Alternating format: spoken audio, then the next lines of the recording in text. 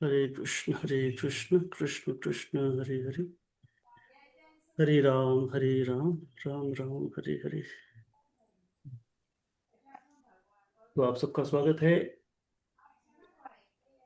हमारे पंच दिवसीय इस कोर्स में, जिसका नाम है इस्कॉन डिसाइपल कोर्स। मेरी आवाज आ रही है? अब तक क्लियर है? हाँ हाँ जी जी प्रभु प्रभु जी। जी। तो ठीक है, प्रभु जी आ रहे हैं। Yes Prabhu. Thank you. अभी आपको सिर्फ अपने आप को म्यूट रखना है। जब हम आपसे कहेंगे आपको हैंड रेज करना है, तभी कोई बात करनी है। बीच में कोई अपना मोबाइल अनम्यूट नहीं करेगा। और तो गाइडलाइंस आपने बता दी है सबको? जी जी प्रभु जी। ठीक है। धन्यवाद। हरे कृष्ण। कीर्तन हुआ था? तो कीर्तन हुआ था? नहीं प्रभु जी, कीर्तन नहीं हुआ है। ठीक। सुने कभी भी कोई एक्टिविटी करें तो प्लीज 5 मिनट का कीर्तन जरूर होना चाहिए, तभी हम जो है कोई कार्यक्रम शुरू करा करेंगे। ओके, तो एक छोटा सा हम कीर्तन करेंगे और उसके बाद सेमिनार शुरू करेंगे। और हम्बल रिक्वेस्ट है, प्लीज सभी भक्तों की वीडियो ऑन होनी चाहिए।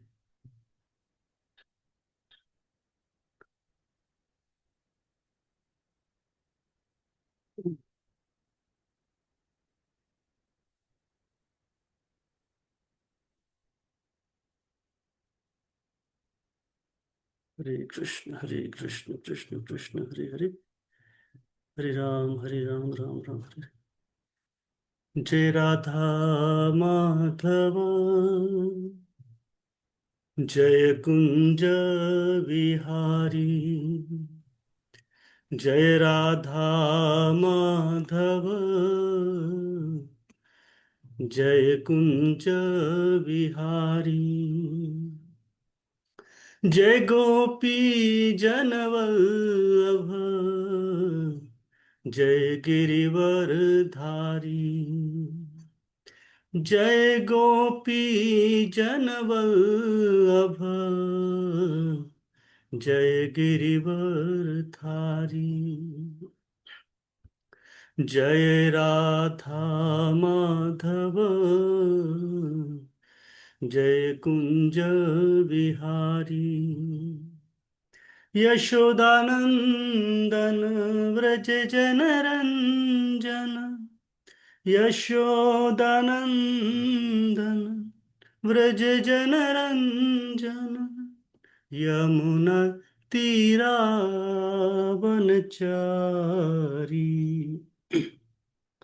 यमुना तीरावनचारी।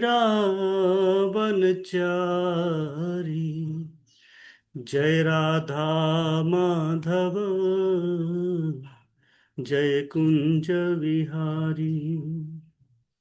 यशोदानंदन व्रज जनरंजन, यशोदानंदन व्रज जनरंजन। यमुनतीरावनचारी। जय राधा माधव,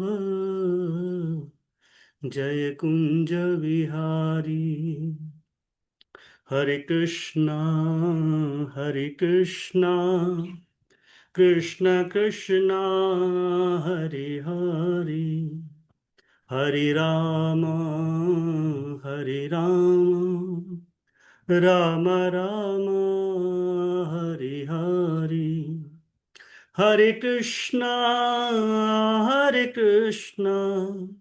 कृष्ण कृष्ण हरे हरे, हरे राम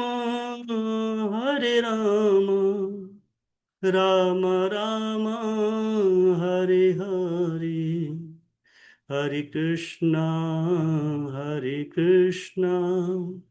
कृष्ण कृष्ण हरे हरे, हरे राम राम राम हरे हरे। हरे कृष्ण।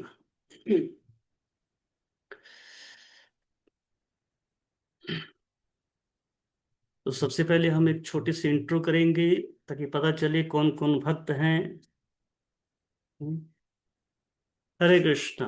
तो सबसे पहले अनूप शर्मा प्रभु जी। हरे कृष्णा प्रभु जी, दंडवत प्रणाम। यस प्रभु जी। मेरा नाम अनूप शर्मा, मैं अ, हिमाचल प्रदेश हमीरपुर गांव दगड़ी से हूँ।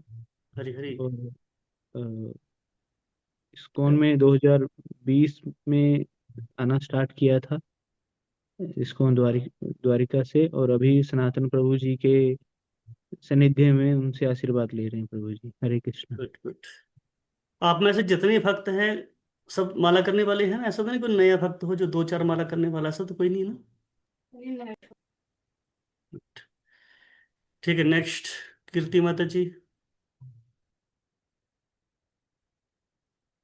कृष्ण प्रभु जी। यस मैया। प्रभु जी, मैं मेरा नाम प्रीति ढकुलिया है, मैं मुंबई से हूँ, जो इस्कॉन से जुड़ी हुई हूँ। Okay good. कब से जुड़े हैं, कितनी माला करते हैं भैया? प्रभु जी, मेरी एक्स्ट्रा 16 माला भी हो जाती है और उससे एक्स्ट्रा माला भी हो जाती है मॉर्निंग में। Good good. Hare Krishna, thank you. Hare Rajni Krishna प्रभु जी। मल्होत्रा, रजनी मल्होत्रा माता जी।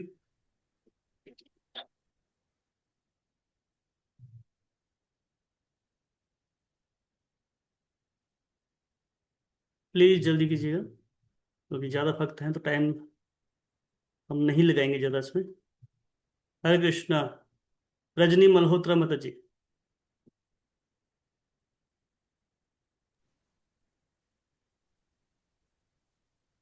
2023। प्लीज बीस सौ माता जी तेईस आप। से जुड़ी हूँ जी। अच्छा, 20 से 23 से जुड़ी हूँ जी। 2023, 2023 से, ठीक है भैया। हाँ जी, हाँ जी, 2023 से जी। ठीक है। कहाँ से मैया? बने की हट्टी जी, रानी ताल। अच्छा, रानी ताल, हाँ जी। ओके। हाँ जी, हमीरपुर से। ठीक है ठीक है, हरे कृष्ण। हाँ जी प्रभु जी। ओके। गिरिजा पंडित माता जी।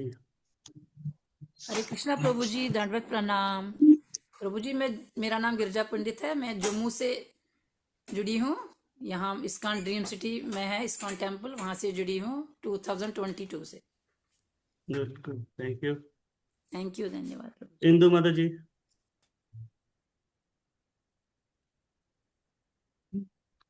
अपने आप को अनम्यूट करिए पहले मैया जी। हरे कृष्णा प्रभु जी, दंडवत प्रणाम प्रभु जी। मैं इंदु माता। प्रभु जी, मैं इस्कॉन हमीरपुर से। और ओके, अभी, हाँ जी, तो आप भी 7 सनातन, सनातन गौड़ हाँ जी, सनातन प्रभु के सानिध्य में प्रभु जी। हाँ ओके जी। Good good. हाँ जी प्रभु एक एक जी। करके आप बताते जाइए जल्दी से, एक एक करके जल्दी जल्दी अपने आप को अनम्यूट करते जाइए और बताते जाइए प्लीज। हरे कृष्णा प्रभु जी, दंडवत प्रणाम। प्रणाम। प्रभु जी, मैं मीनाक्षी अ, हमीरपुर से ही हूँ। सनातन प्रभु जी के सानिध्य में हूँ, उनका आशीर्वाद ही ले रहे हैं प्रभु जी। गुड, और 16 माला 6:30 बजे तक कर लेते हैं प्रभु जी। Very nice. यस, हाँ थैंक जी। यू। नेक्स्ट। हरे कृष्णा प्रभु हरे जी। कृष्णा। जी, मीनाक्षी शर्मा होता जी। हरे कृष्णा प्रभु जी, दंडवत प्रणाम। मैं मीनाक्षी शर्मा हमीरपुर से और सनातन गौरचंद्र प्रभु जी के आश्रय में है और 4:30 बजे तक 16 माला कर लेते हैं प्रभु। Good, very Hare nice. Krishna. Next, thank you भैया। हरे नेक्स्ट। कृष्ण प्रभु जी, दंड प्रणाम। प्रणाम। प्रभु जी, मैं प्रणव हमीरपुर से। सनातन प्रभु जी के पास प्रभु जी, हम मैं उनके सानिध्य में हूँ प्रभु जी। और प्रभु जी, 6:30 बजे तक मैं अपनी 16 माला कर लेता हूँ प्रभु जी। Very nice, very nice. Next. Hare Hare Krishna Krishna. प्रणाम। ये सारे कृष्णा सचिन प्रभु हरि बोल जाए। हरे कृष्ण प्रणाम प्रभु जी। मैं बेसिकली तो उधर हिमाचल से हूँ, बट मैं इस्कॉन दिल्ली स्टॉप क्लास से जुड़ा हूँ।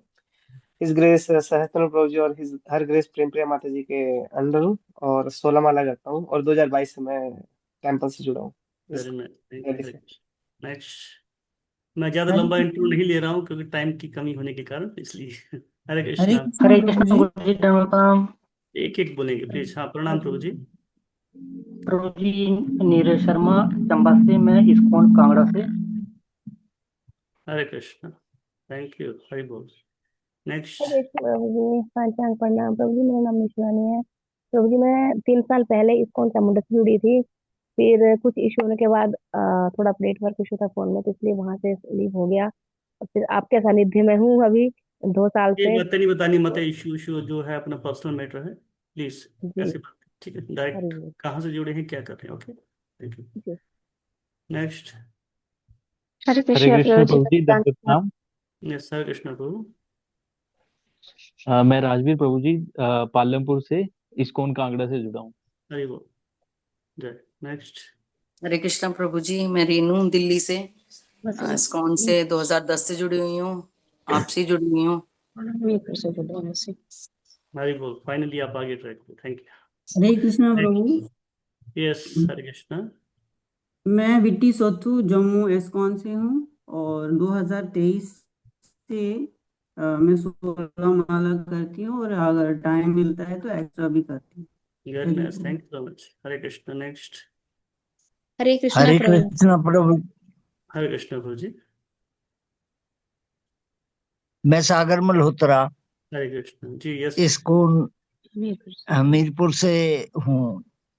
हरि बोल, very nice, thank you. Sanatan ji से आप जुड़ा एक हुआ आईडी पे 2 जने आप क्लास ले रहे हैं। हाँ जी। हाँ जी प्रभु जी, क्योंकि इनका फोन कपल। दूसरा है, टूट अच्छा, गया जी फोन इनका। हाँ जी। हाँ जी। नेक्स्ट। यस। हरे कृष्णा प्रभु जी। मैं यस। नेहा डिस्ट्रिक्ट चंबा से हूँ और मैं हरि इस्कॉन से 2 साल से जुड़ी हुई हूँ और मैं 16 माला करने की कोशिश करती हूँ प्रभु जी। Good, very nice, thank you. Hare Hare Krishna. Next. Krishna प्रभु जी। हरे हरे कृष्णा कृष्णा प्रभु जी, पंचांग। सादर प्रणाम। प्रणाम भैया। प्रभु जी, मेरा नाम रितिका है, मैं बेस दिल्ली से ज्वाइंट हूँ और 3 साल हो गए हैं इस्कॉन से ज्वाइन। अभी मैं ऊना डिस्ट्रिक्ट से हूँ, मतलब ऊना डिस्ट्रिक्ट के रहने वाला हूँ। गुड। अभी आप दिल्ली में रहती हैं आप, हाँ? नहीं प्रभु जी, ऊना डिस्ट्रिक्ट से अच्छा, ज्वाइंट हूँ, बेस दिल्ली। अच्छा ठीक। Okay, next. हरे कृष्णा पंचांग प्रभु जी। कीर्ति शर्मा बोल रही हूँ मैं। वैसे मैं दिल्ली से जुड़ी हुई हूँ और प्रभु जी मैं हिज ग्रेस रहने दास और हर ग्रेस प्रेम प्रिया माता जी के अंडर इस्कॉन पिछले ईस्ट ऑफ क्लास से जुड़ी हुई हूँ और 2023 में मैंने इस्कॉन ज्वाइन करा था और मैं 16 माला कर रही हूँ। कभी भी अपने सीनियर को दास नहीं कहते, वो दास गुरु के होते हैं। ओके। ये सहस्त्र नेत्र प्रभु जी। यस प्रभु जी। ठीक। जी। हरे कृष्णा। नेक्स्ट। हरे कृष्ण हरे प्रभु जी, दंडवत प्रणाम। यस प्रभु जी, गुरु। मैं जम्मू से कनेक्टेड हूँ। मैं 2002 से कनेक्टेड हूँ। मेरा दीक्षा हो गया, लेकिन एक रिवीजन के लिए मैंने ये कोर्स लिया है। Good, very nice. नेक्स्ट। और हरे कृष्णा हरे प्रभु कृष्णा जी। प्रभु। हरे कृष्णा भैया। हरे कृष्णा प्रभु जी, धन्यवाद प्रणाम। मैं मोहित हूँ प्रभु जी, मैं इस्कॉन चौपाटी से कनेक्टेड हूँ 2009 से, और 16 आपको राउंड चैंट करता हूँ प्रभु जी। Good good, very nice. Next. Hare Krishna Hare प्रभु कृष्णा जी, प्रभु पंचांग जी। प्रणाम। यस भैया। प्रभु जी, निशा वालिया, इसको न्यू वृंदावन हरे धाम कृष्णा भैया। कांगड़ा से कनेक्टेड हूँ। गुड। हरे नेक्स्ट। कृष्णा प्रभु जी। मैं मंजू बाला नगरोटा भगवा कुआड़ी से हूँ। मैं कांगड़ा इस्कॉन से जुड़ी हूँ और मैं 16 माला करती हूँ 2020 से। Good, Hare Krishna. Yes, next. Quick हाँ फास्ट। प्रभु जी, मैं सरोज कुमारी हमीरपुर से न्यू वृंदावन धाम कांगड़ा से जुड़ी हुई हूँ, इस्कॉन कांगड़ा से। हरे बोल, जय। नेक्स्ट। नगरोटा भवन। Please quick. प्रभु जी, पंचांग प्रणाम। मैं इस्कॉन जम्मू से हूँ और मैं 4 साल से कर रही हूँ जब 16 माला कृष्ण अरविंद, हिज ग्रेस कृष्ण अरविंद प्रभु जी के ग्रुप में, जपा ग्रुप में। कौन, जूहू ना? ISKCON Jammu. Jammu, okay. ISKCON Jammu से कनेक्टेड है। Next, thank you. और हरे कृष्णा प्रभु जी। मैं शिल्पा, मैं 2023 से जुड़ी हूँ इस्कॉन कांगड़ा से और मैं 16 माला करती हूँ। हरे कृष्ण। नेक्स्ट। हरे कृष्णा प्रभु जी। मैं शामली नूरपुर से हूँ और मैं इस्कॉन कांगड़ा से जुड़ी हुई हूँ और 3 साल से 16 राउंड्स कर रही हूँ। हरे कृष्ण भैया। और हरे कृष्णा हरे कृष्ण। मैं शिवानी बिलासपुर से और इस्कॉन कांगड़ा से जुड़ी हूँ। हरे कृष्ण भैया। नेक्स्ट। हरे प्लीज। कृष्णा प्रभु जी, मैं मेरा हमीरपुर नहीं। से हरे मीरा कृष्ण। देवी। हरे कृष्ण मेरा भैया। कैसे हैं आप? ठीक है। हरे कृष्ण। और हरे कृष्णा प्रभु जी, धन्यवाद प्रणाम। मैं सुशीला शर्मा शिमला कोटगढ़ से हूँ प्रभु जी। मैं सनातन प्रभु जी के हमारे पास सानिध्य में हूँ। मैं जो उनके अनुसार गाइडलाइन से कार्य करती हूँ प्रभु जी। जो वो बोलते हैं मेरी 16 माला भी 6:30 बजे तो हो जाती प्रभु जी। गुड हरे गुड कृष्ण प्रभु दंड। यस सावनपुर। अरे मैं इस्कॉन बैंगलोर से हूँ। बैंगलोर। यस 2 साल से भक्ति कर रहा हूँ, 16 माला करता हूँ। Good good very thank you. Chandrakala माता जी।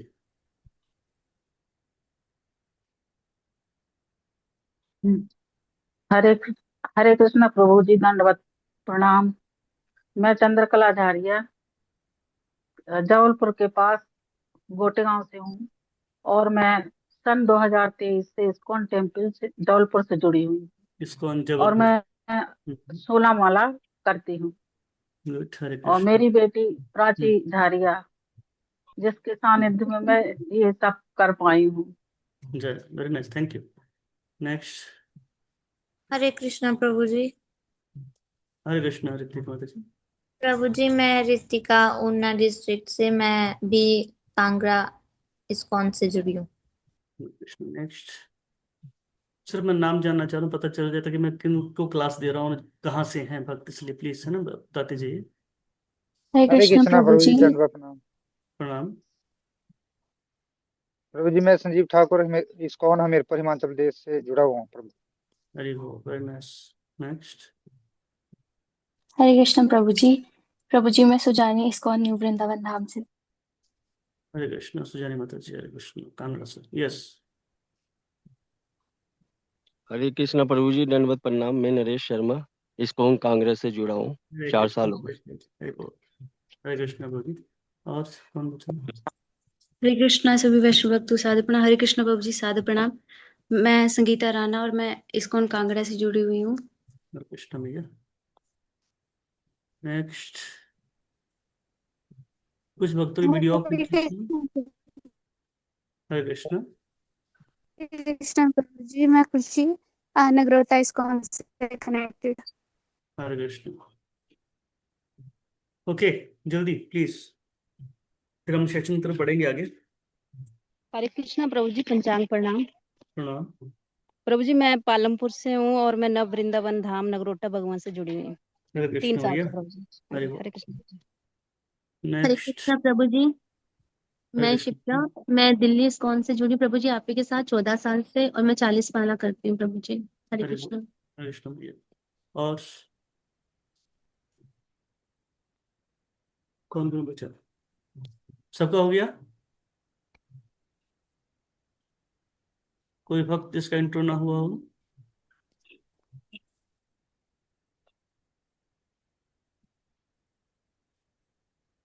ठीक है, धन्यवाद आप सबका। सो हम बढ़ते हैं अपने अब सेशन की तरफ। जैसे कि आप जानते हैं इस सेशन का नाम है इस्कॉन डिसाइपल कोर्स। और ये जो कोर्स है हमारा 5 दिन का कोर्स होगा।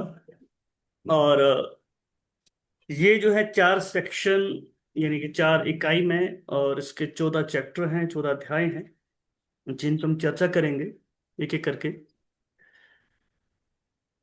बुकलेट आपको मिल चुकी होगी, आपको पीडीएफ में शेयर कर दी गई थी। आप साथ में अपनी बुक ओपन रखिएगा ताकि आपको पता हो कि हम पढ़ के रहे हैं। तो इसमें जो है फर्स्ट इकाई, इकाई 1, जिसमें हम प्रस्तावना सिद्धांत एवं प्रसंग, जिसमें अध्याय 1 में हम पढ़ेंगे, जिसमें सिद्धांत एवं मूल्य, और पाठ 2 में पाठ के उद्देश्य क्या रहेंगे उस पर चर्चा करेंगे। और पाठ नंबर 3 में हम पाठ्यक्रम का मूल्यांकन करेंगे। ठीक है। और अध्याय 2 जिसमें हम गुरु तत्व एवं परंपरा पे चर्चा करेंगे, जिसके 4 अध्याय रहेंगे। गुरु तत्व, गुरुओं के प्रकार, गुरुओं की परंपरा प्रणाली, और मरणोपरांत ऋत्विकवाद का खंडन, है ना, उस पर हम चर्चा करेंगे। एक्चुअल में हमारे इसको इस डिसाइपल कोर्स का उद्देश्य ही यही है कि आप सही तरीके से ये जान सकें कि हमें गुरु धारण क्यों,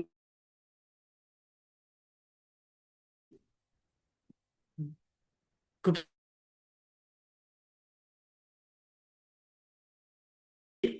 ब्लाइंड फेथ अच्छा नहीं होता।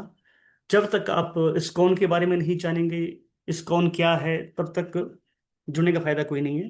जैसे गुरु का महत्व क्या है आपको पता होना चाहिए, इसमें हम वो बताएंगे। और इसमें ओपन बुक एग्जाम रहेगा, जिसमें आपको रेफरेंस दिए जाएंगे, आपको पहले ही बता दी जाएंगे कि आपको कहाँ से आंसर आने हैं। आपको किताब रख कर आप भागवतम से, गीता से आप रेफरेंस देके आंसर लिख सकते हैं, आपको टाइम दिया जाएगा। और साथ ही साथ इसमें संप्रदाय ज्ञान, गुरु तत्व का ज्ञान, इस्कॉन क्या है, इस्कॉन में भी कई गुरु हैं, हमें किस गुरु से दीक्षा लेनी चाहिए, कैसे लेनी चाहिए, इसमें हम चर्चा करेंगे। और जैसे आप जानते हैं कि पहले ये नहीं था इस्कॉन डिसाइपल कोर्स, ये 2010-11 में शुरू हुआ था। कारण यही था कि अक्सर लोग दीक्षा तो लेते थे, पर दीक्षा लेने के बाद भी लोग प्रॉपर जो इस शिक्षा को या इस टीचिंग्स को ग्रहण नहीं कर पाते थे और भटक जाते थे। कारण भटकने के कारण क्या होता था, हम कई बार देखे हैं कि दीक्षा लेने के बाद भी व्यक्ति कई बार अलग अलग गुरुओं के पास जाते थे। जैसे ये वही बात हुई कि शादी तो हो गई, शादी के बाद स्त्री अब अलग अलग पुरुषों के पास जा रही हो, तो ऐसा अक्सर देखा जाता है। तो ये सब चीजों को ध्यान में रखकर कि शिष्य भटके ना, और उनका फेद जो है इस्कॉन के प्रति, इस्कॉन की शिष्य परंपरा के प्रति, प्रभुपाद जी के प्रति जो है उनका बढ़े, इसके लिए ये शिष्य कोर्स जो है, इस्कॉन डिसाइपल कोर्स डिजाइन करा गया। तो अब आप किताब अपने सामने खोल के रखिएगा, साथ साथ वैसे मैं यहाँ पे शेयर करता जाऊंगा किताब भी। प्रभु मैं यहाँ से शेयर कर पा रहा हूँ? यस प्रभु जी, विजिबल। ठीक है। तो जैसे कि इस किताब में हम जो चर्चा करने वाले हैं, इसका जो है ये पाठ का विषय अध्याय 1 है, जिसमें स्वागत एवं परिचय। हम इसको थोड़ा जल्दी में पढ़ेंगे। इसमें कक्षा के मानदंड हैं, सिद्धांत एवं मूल्य, पाठ्यक्रम के मुख्य उद्देश्य और पाठ्यक्रम का मूल्यांकन। ठीक है। तो इसमें आपको ये ध्यान देना होगा कि कक्षा में व्यवहार के जो मानदंड हैं, जो कि आपको सूर्य प्रभु ने शुरुआत में बताई दिए हैं, और साथ ही साथ यहां पर हम चर्चा करेंगे कि इस्कॉन के अंतर्गत शिष्यता की गुणवत्ता में बढ़ोतरी करना, जिससे श्रील प्रभुपाद के संग और उसके अनुयायियों को दीर्घकालिक लाभ हो सके।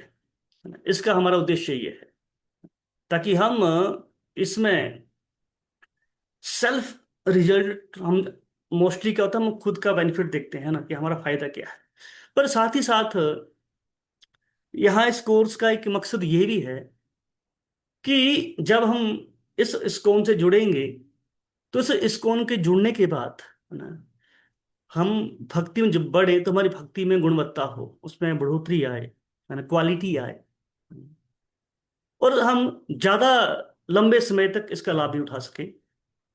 और साथ ही साथ इसमें छात्रों को शिष्यता के दीर्घकालिक सिद्धांतों को स्पष्ट समझ प्रदान कर, जो श्रील प्रभुपाद की पुस्तकों एवं गौड़ी वैष्णव की व्यापक रूप में इसे में प्रदर्शित है, साथ ही उन्हें इन शिक्षाओं का महत्व समझाकर, नंबर 2, इन सिद्धांतों का उपयोग करना। तो ये चीजें जो है आप किताब में पढ़ लीजिएगा, कि मैं इतना साथ में नहीं बताऊंगा, मैं मेन पॉइंट पे चर्चा करते जाऊंगा। तो यहाँ पे जैसे मैंने आपको बताया, इस इस्कॉन डिसाइपल कोर्स का एक ही उद्देश्य है कि हम जो है प्रॉपर गुरु परंपरा से जुड़ सके और सिद्धांत को समझ सकें। क्योंकि भगवत गीता में जब हम पढ़ते हैं चैप्टर 4 और श्लोक संख्या 2 में, जहां पर कृष्ण कहते हैं सकालेन महता योगो नष्ट परंतप, सकालेन महता योगो नष्ट परंतप। कृष्ण के कहते हैं कि अर्जुन, कालांतर में क्या हुआ, ये शिष्य परंपरा, ये ज्ञान जो है नष्ट हो गया, इसलिए मुझे क्या करना पड़ा, ये ज्ञान द्वारा देना, मकसद यही था।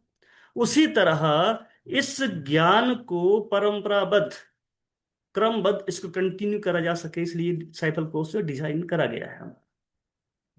तो मेरा अब आपसे एक क्वेश्चन है यहाँ पर, इस आपको कॉलम को देखेंगे जैसे मैंने आपको इस्कॉन के इस डिसाइपल कोर्स के महत्व मैंने आपको बताए। अब मैं आपसे ये पूछना चाहूंगा कि इसका जो उद्देश्य है हमारा इस्कॉन डिसाइपल कोर्स का, तो मेरा क्वेश्चन ये है कि किस प्रकार से मुझे शिष्य के रूप में सुधार की आवश्यकता है। अभी हम जैसे इस्कॉन डिसाइपल कोर्स करने वाले हैं या इसको शुरू कर रहे हैं, तो आप ये बताइए इस कोर्स को करने के बाद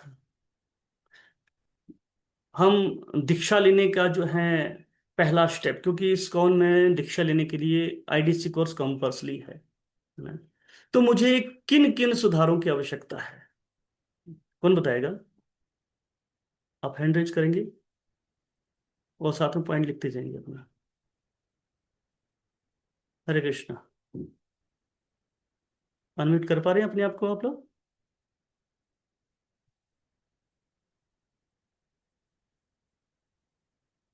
सूर्य प्रभु? जी जी प्रभु जी, सभी कर सकते हैं अनम्यूट खुद को। हाँ, यस बताइए माता जी, सुनंदा माता जी, क्वेश्चन समझ में आया आपको? हाँ जी, हाँ जी, सब जी हरे बताइए। कृष्ण प्रभु जी। सबसे पहले हमें डिसिप्लिन की जरूरत है। ओके, सबसे पहले हमें डिसिप्लिन की जरूरत है। ओके, और मेन रितिका माता जी? हरे कृष्ण प्रभु जी, सादर प्रणाम। गुरु के वचनों पर अटूट श्रद्धा। Okay, Hare thank you. Krishna प्रभु जी। यस माता जी। प्रभु जी 16 माला अनिवार्य है, ब्रह्म मुहूर्त में उठना, सभी वैष्णवों को प्रणाम करना और हम्म, अपने गुरु की बातों को एक एक पॉइंट बताना, एक एडजस्ट एक करना। पॉइंट, ठीक एक है एक प्रभु पॉइंट। जी। ठीक है, थैंक। हरे कृष्ण प्रभु जी। ओके, यस कृष्ण अरविंद हरे प्रभु। कृष्ण प्रभु जी। प्रभु जी सबमिसिवनेस।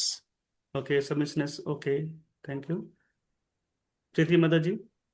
हरे एक एक कृष्ण पॉइंट प्रभु लिखे। जी। यस। हाँ, हमें जो गुरु की आज्ञाओं के साथ साथ जो 4 रेगुलेटिव प्रिंसिपल है उनको फॉलो करना। आपको कॉलम में इसमें अपने बुक में लिखते रहना है, या ये कॉलम चलो आपके पास सॉफ्ट कॉपी है, बट अपनी एक बुक आपके पास होनी चाहिए, नोटबुक, उसमें ये पॉइंट लिखते रहने हैं अपने। ठीक है, हाँ जी प्रभु ताकि जी। काम आने आपके। Okay, next. और कोई? शिष्य के रूप में मुझे सुधार की क्या आवश्यकता है, कौन से सुधार मुझे करने हैं अपने अंदर? निशु माता जी? हरे कृष्ण प्रभु जी, पंचांग प्रणाम प्रभु जी। वैष्णव अपराध अपराध ना करना, वैष्णव अपराध से बचना। अच्छा, ओके, नेक्स्ट।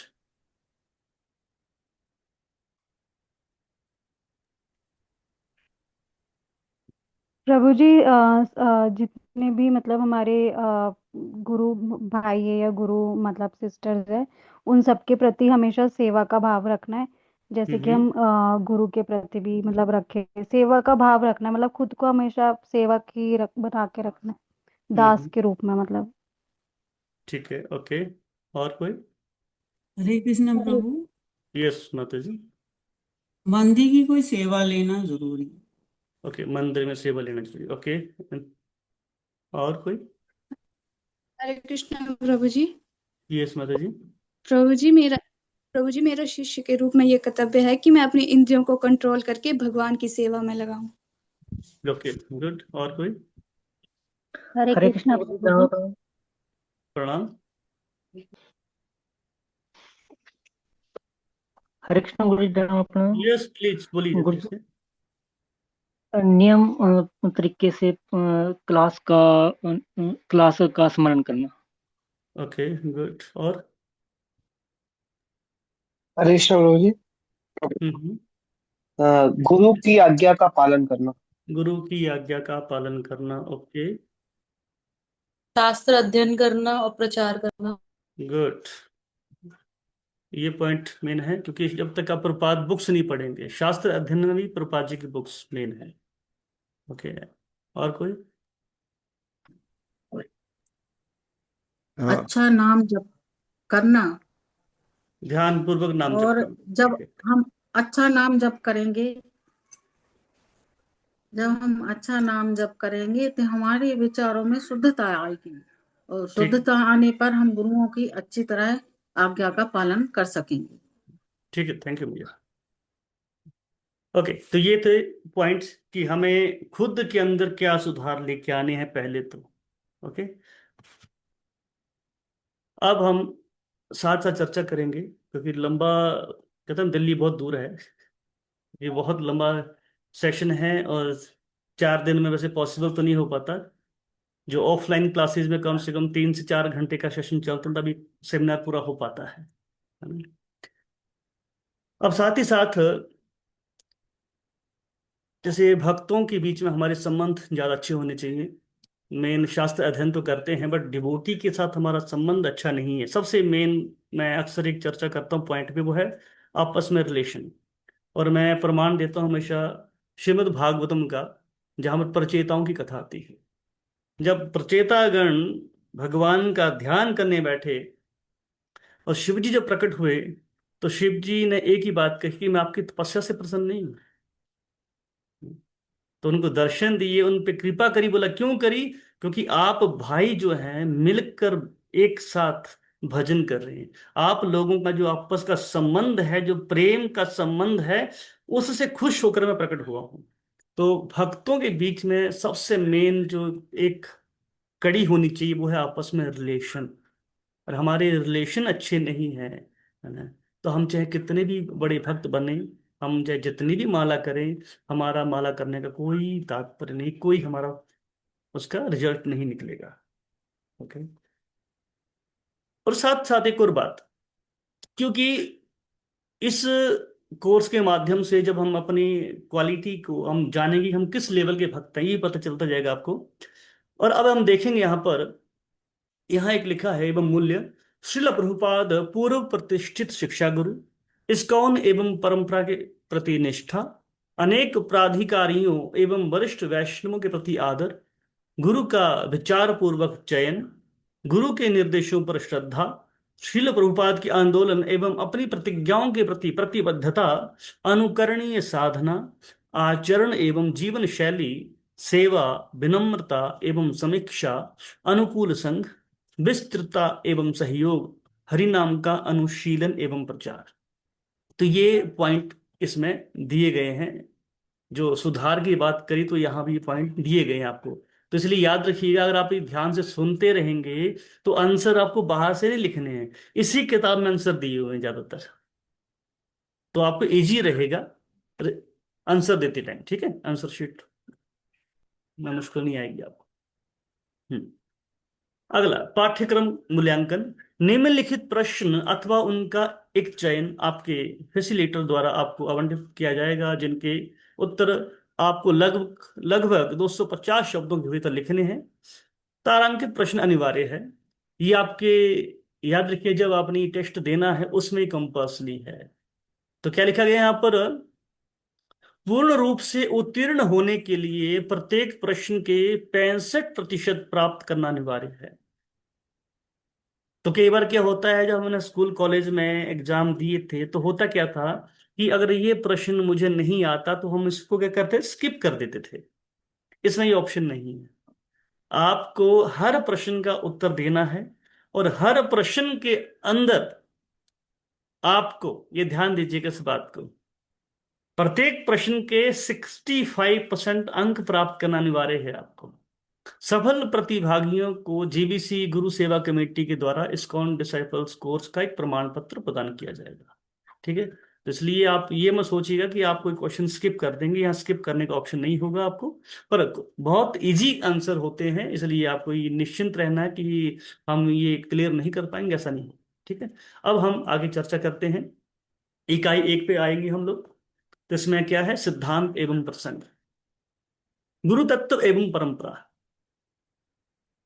गुरुओं की 2 प्रमुख श्रेणियों के बीच भिन्नताएं एवं अभिन्नताएं समझाएं। ऋत्विकवाद विचारधारा का खंडन करने वाले कम से कम 4 तर्क दें। अपने उत्तर में उपयुक्त प्रसंग प्रस्तुत करें। ठीक है? तो आप बताएंगे मुझे, यहां पे क्वेश्चन समझ में आ रहा है आपको? गुरुओं की 2 प्रमुख श्रेणियों के बीच में भिन्नताएं एवं अभिन्नताएं समझानी है। तो गुरु की 2 प्रमुख श्रेणी क्या है? एक है शिक्षा गुरु, एक है दीक्षा गुरु। ये है प्रमुख 2 श्रेणियां। तो आपको समझा दूं, शिक्षा गुरु का कार्य होता है ज्ञान देना, शास्त्र सम्मत ज्ञान देना, हमारे डाउट्स दूर करना, ये शिक्षा गुरु का कार्य होता है। और कई बार शिक्षा गुरु और दीक्षा गुरु एक हो सकते हैं। कई बार शिक्षा गुरु ही बाद में दीक्षा गुरु बन जाता है, और कई बार क्या होता है, दीक्षा गुरु अलग होता है, शिक्षा गुरु अलग होता है, पर दोनों में अंतर फिर भी नहीं है, कि दोनों का कार्य एक ही है, भगवान के साथ आपको जोड़ना। तो दोनों का बहुत महत्वपूर्ण रोल है हमारी लाइफ में। ठीक है, तो अब आपको करना क्या है, शिक्षा गुरु और दीक्षा गुरु के बीच में क्या करना है आपको, दो समानताएं और दो असमानताएं बतानी है आपको। क्योंकि आप इतने टाइम से इस्कॉन से जुड़े हैं, इसी बहाने आपका टेस्ट भी हो जाएगा कि आप अब तक क्या सीखे। तो बताइए, दो समानताएं बतानी है शिक्षा गुरु और दीक्षा गुरु में, और दो असमानताएं, प्लीज। हरे कृष्ण प्रभु जी। यस प्रभु। हरे कृष्ण। यस प्रभु। प्रभु जी, समानता फर्स्ट समानता है कि दोनों गुरु से मतलब भगवान से ही जोड़ते हैं, उनका कार्य दोनों को भगवान से ही जोड़ना होता है। ठीक है, ये समानताएं होगी। ओके, दूसरी दो और समानताएं बतानी है। मतलब एक अ, दूसरी समानता है प्रभु जी, ज्ञान देते हैं। यस।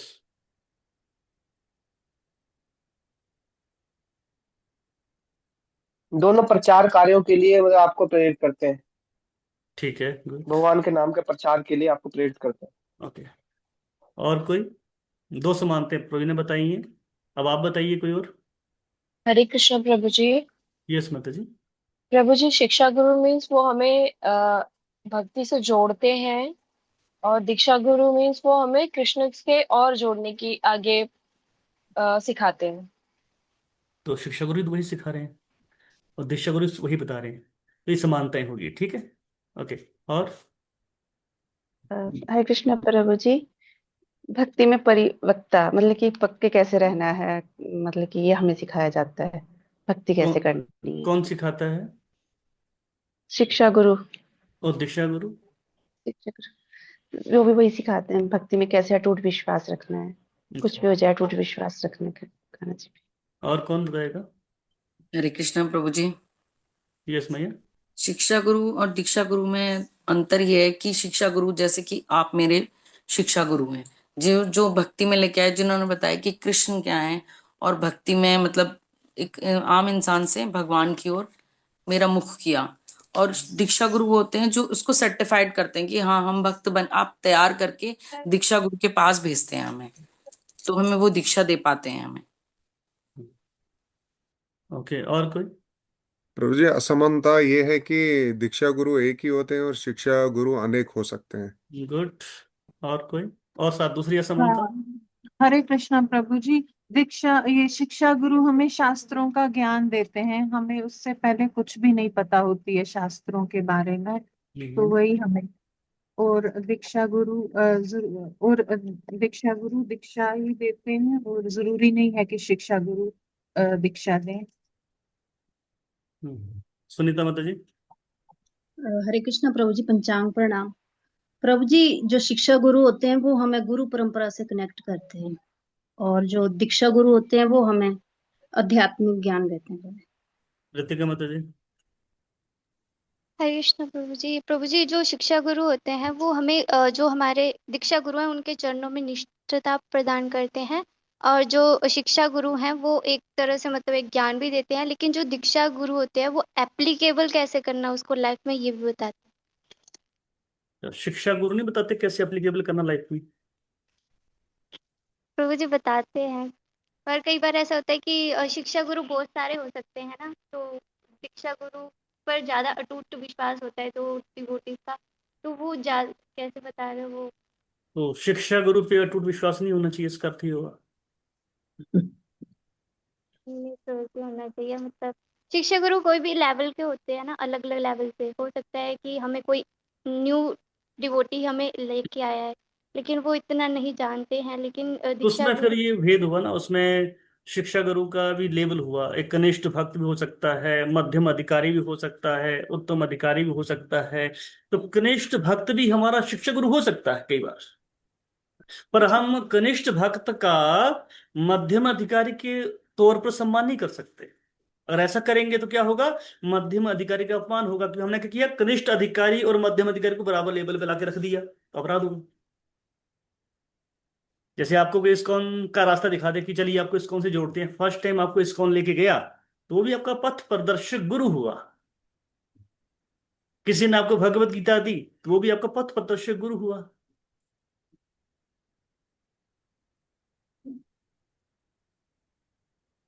पर जो आपको प्रॉपर शास्त्र अनुसार, शास्त्र विधि के अनुसार गुरु परंपरा से जोड़ता है, शास्त्रों में आपकी अटूट श्रद्धा पैदा करता है, तो मध्यम अधिकारी भी हो सकता है वो, सन्यासी हो सकता है वो। तो उसके पद के अनुसार उसको सम्मान करना चाहिए, उसके अकॉर्डिंग तो ही हुआ है ना। तो कनिष्ठ अधिकारी को मध्यम अधिकारी के लेवल का सम्मान नहीं दे सकते। और प्रभु जी, शिक्षा गुरु हमको भगवत ज्ञान देते हैं, लेकिन दीक्षा गुरु हमको भगवत धाम पहुंचने का जिम्मेवारी वो लेते हैं पूरा। हाँ, वो जिम्मेवार लेते हैं और साथ साथ क्या करते हैं वो, साथ साथ वो मॉनिटर करते हैं हमको। तो अब ये बताइए, ऋत्विकवाद दर्शन या विचारधारा को खंडन करने वाले कम से कम 4 तर्क दे। जैसे आप इसमें नेक्स्ट पॉइंट देखेंगे इसमें कि ऋत्विकवाद दर्शन या विचारधारा को खंडन करने वाले कम से कम 4 तर्क दें। तो ऋत्विकवाद जानते हैं क्या होता है आप? यस इसको प्रभु मानो, जी। यस बताइए मुझे क्या होता है ऋत्विकवाद। यस प्रभु जी। हम्म।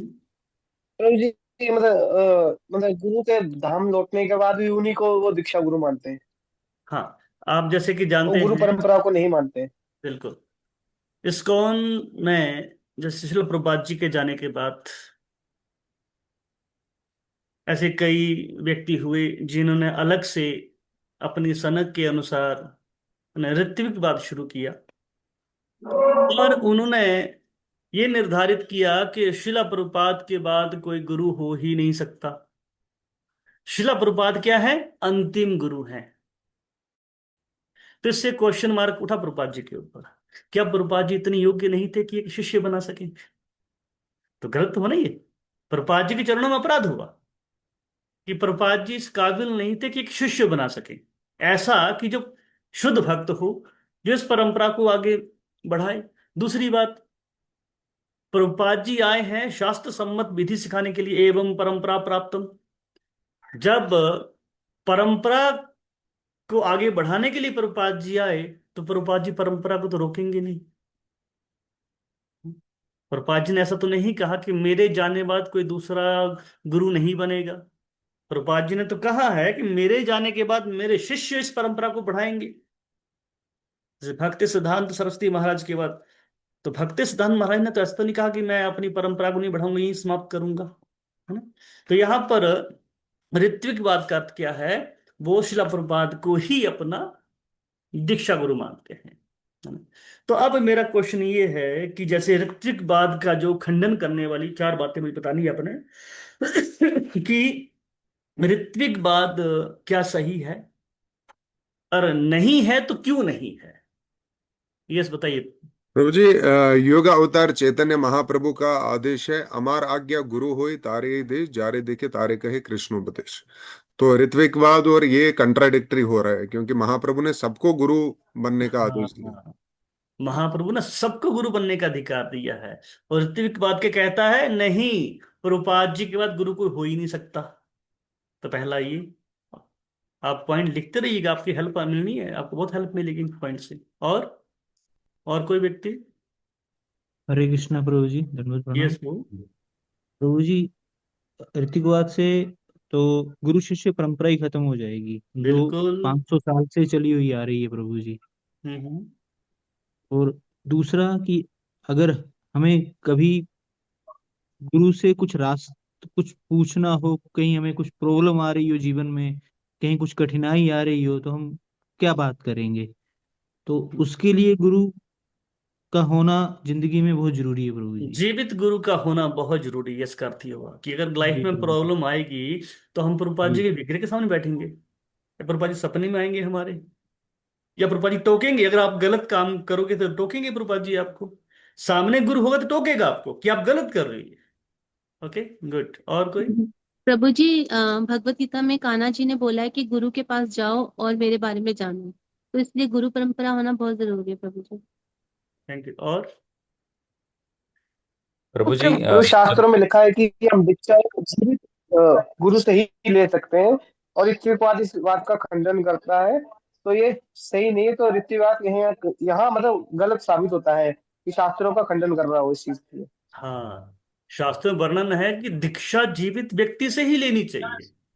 प्रभुपाद जी हमारे शिक्षा गुरु हैं, और प्रभुपाद जी शिक्षा गुरु रहेंगे मूलतः हमारे, ठीक है। बट दीक्षा हमेशा जीवित गुरु से ही ली जा सकती है, ऐसा शास्त्रों में कोई प्रमाण नहीं है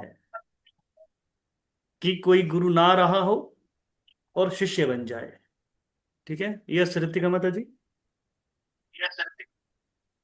अब प्रभु जी गुरु डिसाइड कर सकते हैं ना अगर जीवित रहेंगे कि किसको शिष्य बनाना है किसको नहीं, ऐसे डिसीजन मेकिंग पावर ही नहीं रहती है उसमें। और दूसरा वो शिला प्रभुपाद से क्या दीक्षा ले रहा है, वो चैतन्य महाप्रभु से भी ऐसे डायरेक्ट दीक्षा ली जा सकती है। हाँ, तो फिर उनको बोलना चाहिए भी प्रभुपाद जी भी बीच में क्यों है, और चैतन्य महाप्रभु क्यों, डायरेक्ट कृष्ण के पास जाओ आप। जब आपको गुरु मानना ही नहीं किसी को, तो आप एक काम करिए, चैतन्य महाप्रभु भी क्यों, आप डायरेक्ट कृष्ण के पास जाइए।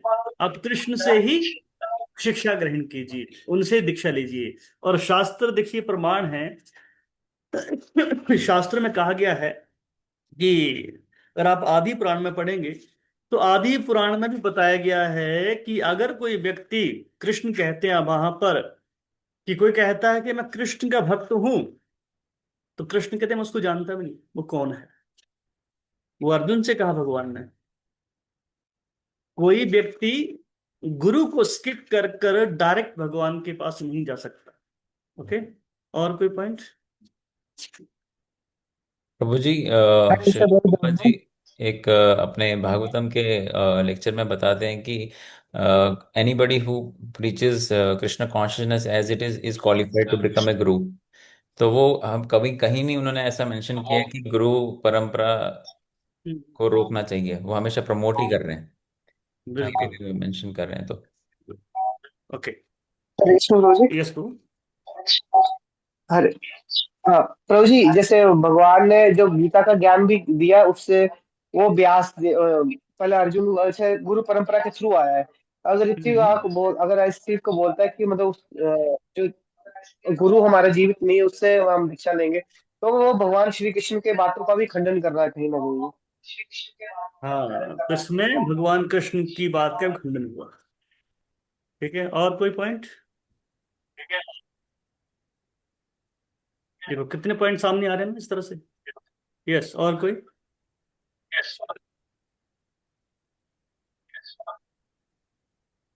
ठीक है, तो यहां पर आपने क्या देखा कि गुरु के बीच में समानताएं, कौन प्रमुख?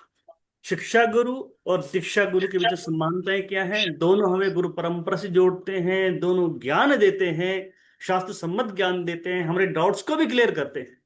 पर अंतर क्या है? एक हमें दीक्षा देकर प्रॉपर गुरु परंपरा से जोड़ता है, ठीक है, ये अंतर होता है दोनों। अब हम देखेंगे अगला पॉइंट क्या है। किताब आपके पास, अच्छा पीडीएफ में आपके पास था, सॉरी। इस्कॉन में गुरुपाद आश्रय, इस्कॉन के अंतर्गत गुरुपाद आश्रय का वर्णन करें। किस प्रकार श्रील प्रभुपाद इस्कॉन के पूर्व प्रतिष्ठित शिक्षा गुरु एवं संस्थापक आचार्य के रूप में कार्य करते हैं। इस्कॉन के भविष्य में आने वाली पीढ़ियों के लिए श्रील प्रभुपाद का पूर्व प्रतिष्ठित शिक्षा गुरु बने रहना क्यों आवश्यक है। श्रील प्रभुपाद एवं इस्कॉन के वर्तमान एवं भविष्यत गुरुओं की पूजा की उपयुक्त विधियों का संक्षेप में वर्णन करें। अपने मोबाइल प्लीज म्यूट रखेंगे बीच बीच में। ओके, तो इसमें इस्कॉन के अंतर्गत गुरुपाद आश्रय का वर्णन, हमें क्यों गुरुपाद आश्रय लेना चाहिए?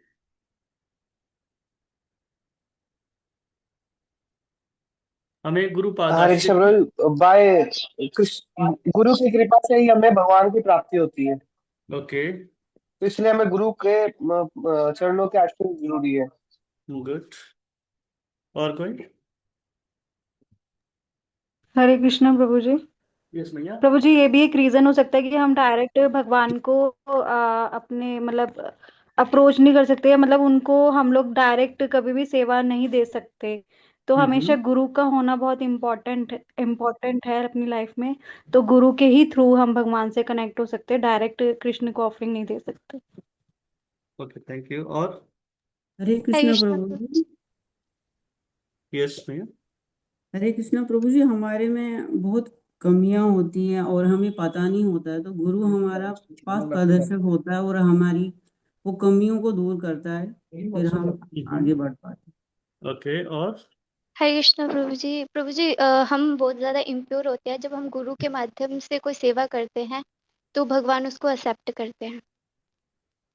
भगवान गुरु के माध्यम से ही सेवा को स्वीकार करते हैं। गुड। और कोई पॉइंट? हरे कृष्णा प्रभु जी, मेरे पास बुक नहीं है। ग्रुप में शेयर करेगी माता जी। ओके, और नहीं कोई? नहीं। आपको फिर भेज दी जाएगी। Okay, next. और कोई?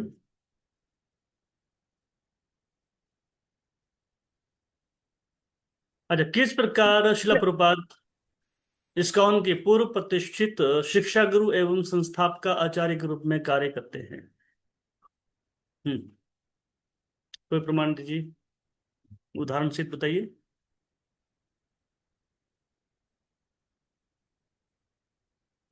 प्रभु जी, गौड़ीय वैष्णव परंपरा तो चल रही थी, हम्म। लेकिन भक्ति सिद्धांत महाराज ने प्रभुपाद जी को एम्पावर किया पुस्तकें लिखने के लिए और प्रचार करने के लिए। तो आधुनिक समय के लिए प्रभुपाद जी की जो सारी पुस्तकें हैं, तो वो उनका बहुत वितरण हुआ, अध्ययन हुआ और उसके माध्यम से बहुत प्रचार हुआ। तो और प्रभुपाद जी ने 16 माला का भी स्टैंडर्ड रखा, जो कि 64 था। तो मिनिमम 16 रखा। तो इन सब बातों से हम समझते हैं कि, और इतना ज्यादा प्रचार किया, तो इन सब बातों से हम समझते हैं कि प्रभुपाद जो है संस्था के आचार्य हैं और नया संस्था उन्होंने एस्टेब्लिश किया।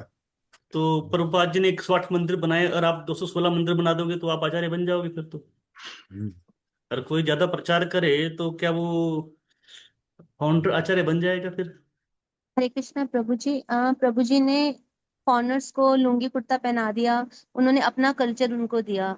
उनको जो भांग वगैरह वो ड्रग्स वगैरह लेते थे उनको ठीक करा। ये सब नहीं कर सकते प्रभु जी। नहीं, ऐसे कई लोग हैं कर रहे हैं, लोगों को जोड़ रहे हैं।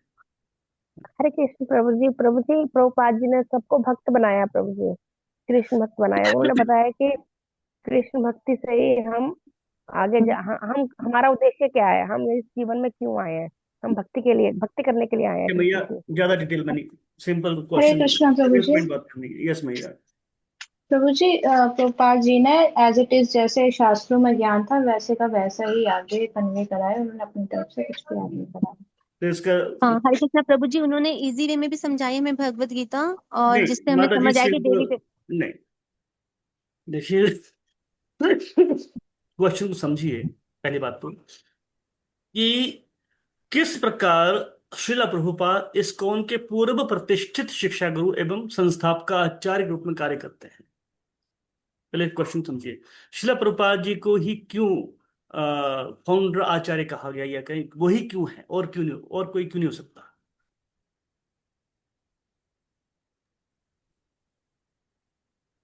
बताइए। क्योंकि प्रभु जी उन्होंने ही ये अप्लाई किया था इस्कॉन का ना, वहां बाहर की कंट्री में। अ, उन्होंने स्थापना करी थी प्रभु जी इस्कॉन की। इस्कॉन की स्थापना उन्होंने करी है, इसलिए वो इस्कॉन के संस्थापक आचार्य हैं। वो स्थान कोई दूसरा नहीं ले सकता। दूसरा, उन्होंने 7 उद्देश्य दिए, ये प्रभुपाद जी ने दिए, इसलिए इस्कॉन के संस्थापक आचार्य हैं। उन्होंने डीटी वर्शिप का सिद्धांत दिया, क्लियर किया, इसलिए प्रभुपाद जी इस्कॉन के फाउंडर आचार्य हैं। 64 माला से 16 माला करके दिया, और कोई आचार्य नहीं कर सकता ये पहले इस्कॉन में सॉरी, पहले गौड़ीय मठ में आप देखते हैं 64 माला का सिद्धांत था। भक्ति सिद्धांत सरस्वती महाराज जी ने 64 माला दिया था करने के लिए। प्रभुपाद जी ने उनको घटाकर क्या किया, 16 माला किया। क्योंकि प्रभुपाद जी ने देखा ये जो भक्त हैं, सच के नल्ले हैं, बिल्कुल बोलते हैं, है ना, इनके बस की बात नहीं 64 माला करना। आज 164 माला छोड़िए, 16 माला भी लोग कैसे करते हैं? एक हाथ में मोबाइल और एक हाथ से माला करते हैं। टीवी देख रहे हैं, माला कर रहे हैं, रीडिंग कर रहे हैं, माला कर रहे हैं। तो प्रभुपाद जी जानते हैं, क्योंकि फोकस करना बहुत मुश्किल है। तो कैसे इंगेज करना है? प्रैक्टिकल सेवाओं के माध्यम से। तो प्रभुपाद जी ने दिया, चैंटिंग तो दी 16 माला, बट साथ में प्रैक्टिकल सेवाएं दे दी, जिसमें भागवतम का श्रवण, सुबह शाम की क्लासेस मैंडेटरी कर दिया, शास्त्र अध्ययन करना जरूरी है ये बता दिया, डीटी वर्शिप बताया है। तो इन माध्यम से क्या है, नाम जप में धीरे धीरे हमारी रुचि विकसित हो जाएगी। ठीक है, कारण ये है। तो ये कार्य सिर्फ प्रभुपाद जी कर सकते हैं। हम सोचे कि इस तरह से तो हम भी कल अगर प्रचार करें और हम भी कुछ मंदिर बना दें। प्रभुपाद जी ने 10,000 शिष्य बनाए, आप 50,000 शिष्य बना दीजिए। आप ऐसे कई हैं शिष्य जिनकी बहुत ज्यादा हैं, बहुत अधिक हैं, तो क्या उनका स्थान प्रभुपाद जी से ऊपर हो गया? नहीं हो सकता, है ना? सॉरी। हरे कृष्ण प्रभु जी, आपने जैसे 7 उद्देश्य दिए हैं, तो मतलब कि एक बारी फिर से आप बताएंगे, जैसे डीटी ये सिद्धांत का 7 अधिकार दिए। उद्देश्य आपको अलग से मैसेज कर देंगे, इतना टाइम नहीं होगा मतलब यहाँ पे इतना डिस्कस करने हाँ के जी, लिए। 7 ठीक है उद्देश्य प्रभु आपको जी। व्हाट्सएप कर देंगे, ठीक है। ठीक है प्रभु जी। इस्कॉन के भविष्य में आने वाली पीढ़ियों के लिए श्रील प्रभुपाद का पूर्व प्रतिष्ठित शिक्षा गुरु बने रहना क्यों आवश्यक है? आने वाली पीढ़ियां, जैसे अभी आप देखते हैं प्रभुपाद जी के बाद उनके मेन जो है डिसाइपल्स अभी भी हैं, है ना, जो प्रमुख अभी हमारे पिलर हैं इस्कॉन के देखा जाए। पर उसके बाद और भी उनके शिष्य हैं जो आज दीक्षा गुरु बने हुए हैं या उनको बनाया गया है, और जो आज प्रभुपाद जी का कार्य संभाल रहे हैं, इस्कॉन को बढ़ा रहे हैं। और आने वाले आज से 50 साल बाद और कई शिष्य बनते जाएंगे, उनमें से इस्कॉन के सन्यासी बनेंगे, दीक्षा गुरु बनेंगे, शिक्षा गुरु बनेंगे। तो यहाँ पर मेरा क्वेश्चन ये है आपसे, आप ये बताइए कि यहाँ पर इस्कॉन के जो भविष्य में आने वाली पीढ़ियां हैं, उनके लिए प्रभुपाद जी का पूर्व प्रतिष्ठित शिक्षा गुरु बने रहना क्यों जरूरी है? प्रभुपाद जी ही शिक्षा गुरु बने रहे मूलतः, हमारे लिए क्यों जरूरी है?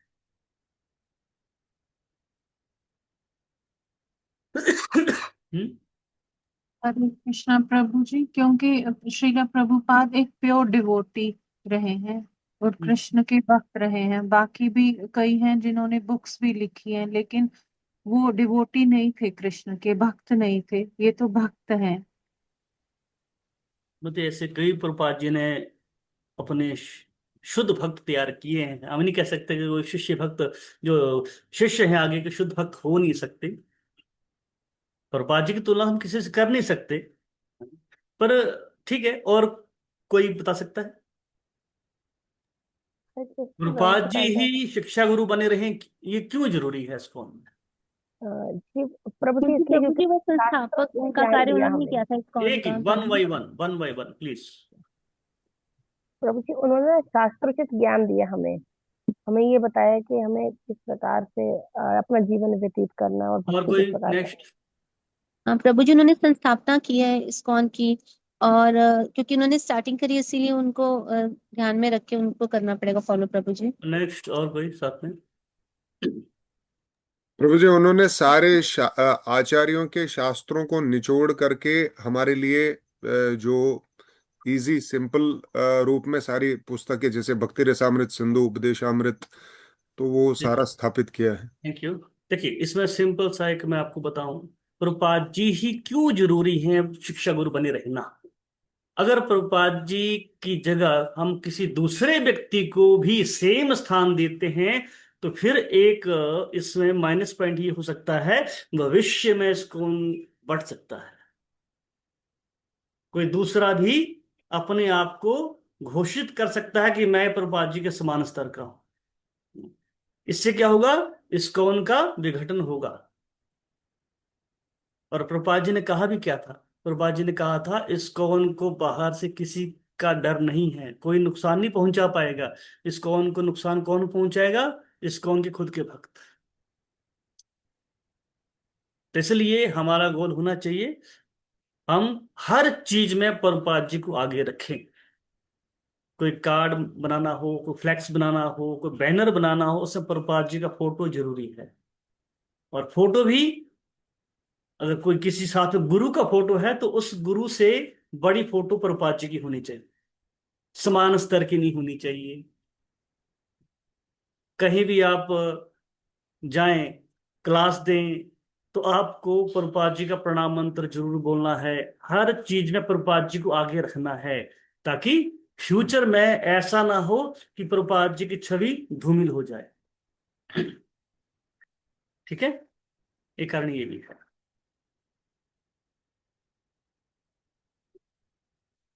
शिला प्रभुपाद एवं इस्कॉन के वर्तमान एवं भविष्यत गुरुओं की गुरु पूजा की उपयुक्त विधियों का संक्षेप में वर्णन करें। इसमें आपको सिंपल बता देता हूं, क्योंकि प्रभुपाद जी की व्यास पूजा होती है, तो इस्कॉन में जो गुरु शिष्य परंपरा पद्धति हमारी है, इसमें और भी कई गुरु हैं हमारे, तो उनकी भी गुरु पूजा होती है, उनकी व्यास पूजा होती है। तो इसमें क्या ध्यान रखना चाहिए कि जब भी कोई व्यास पूजा हो, तो अगर कोई अपने गुरु की व्यास पूजा करता है और बहुत बड़े लेवल पे करता है, तो प्रभुपाद जी की पूजा उससे बड़े लेवल पे होनी चाहिए, है ना। हमें सेम स्तर पे दोनों नहीं रखनी है। प्रभुपाद जी का स्थान हमेशा अपने गुरु से ऊपर रखना ही है। टेम्पल्स में, इस्कॉन में हमेशा प्रभुपाद जी की फोटो होनी चाहिए गुरु परंपरा के साथ में, पर अपने गुरु की नहीं होनी चाहिए। आप किसी भी गुरु के शिष्य क्यों ना हो। पहली बात, कभी किसी से हमें ये नहीं पूछना है कि आपके गुरु महाराज कौन है, याद रखिएगा। इससे क्या होता है, भक्तों के बीच में थोड़ा सा मन मुटाव हो जाता है कि मेरे गुरु का ये स्थान है ना, अरे मेरे गुरु को वो स्थान नहीं दिया, है ना। और अपमान भी फील होता है। कई बार कुछ ऐसा हो सकता है कि अ, किसी कारणवश, किन्हीं कारणोंवश किसी गुरु का पतन हो जाए और वो व्यक्ति उस गुरु का शिष्य हो, तो उसको क्या लगेगा, बुरा लगेगा, है ना? और हालांकि वो गलत नहीं है। जैसे उदाहरण के तौर पर, अगर एक लड़की किसी परिवार में शादी करके जाती है और उस स्त्री का पति गलत मार्ग पे चला जाए, क्रिमिनल बन जाए, शराबी बन जाए, तो पत्नी को दोष थोड़ा ना दिया जाएगा कि पत्नी का संबंध उस परिवार से टूट जाएगा, नहीं टूटेगा ना।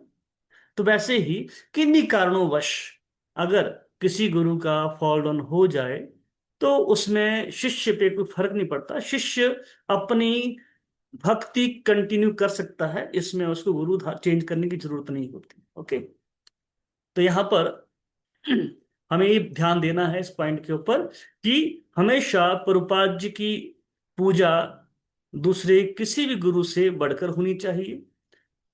ठीक है, आगे क्या है चौथा पाठ में, इस्कॉन के अंतर्गत श्रील प्रभुपाद की शिक्षाओं एवं इस्कॉन की प्राधिकार संरचना के प्रति एक इस्कॉन गुरु की उपयुक्त व्यवहार का वर्णन करें।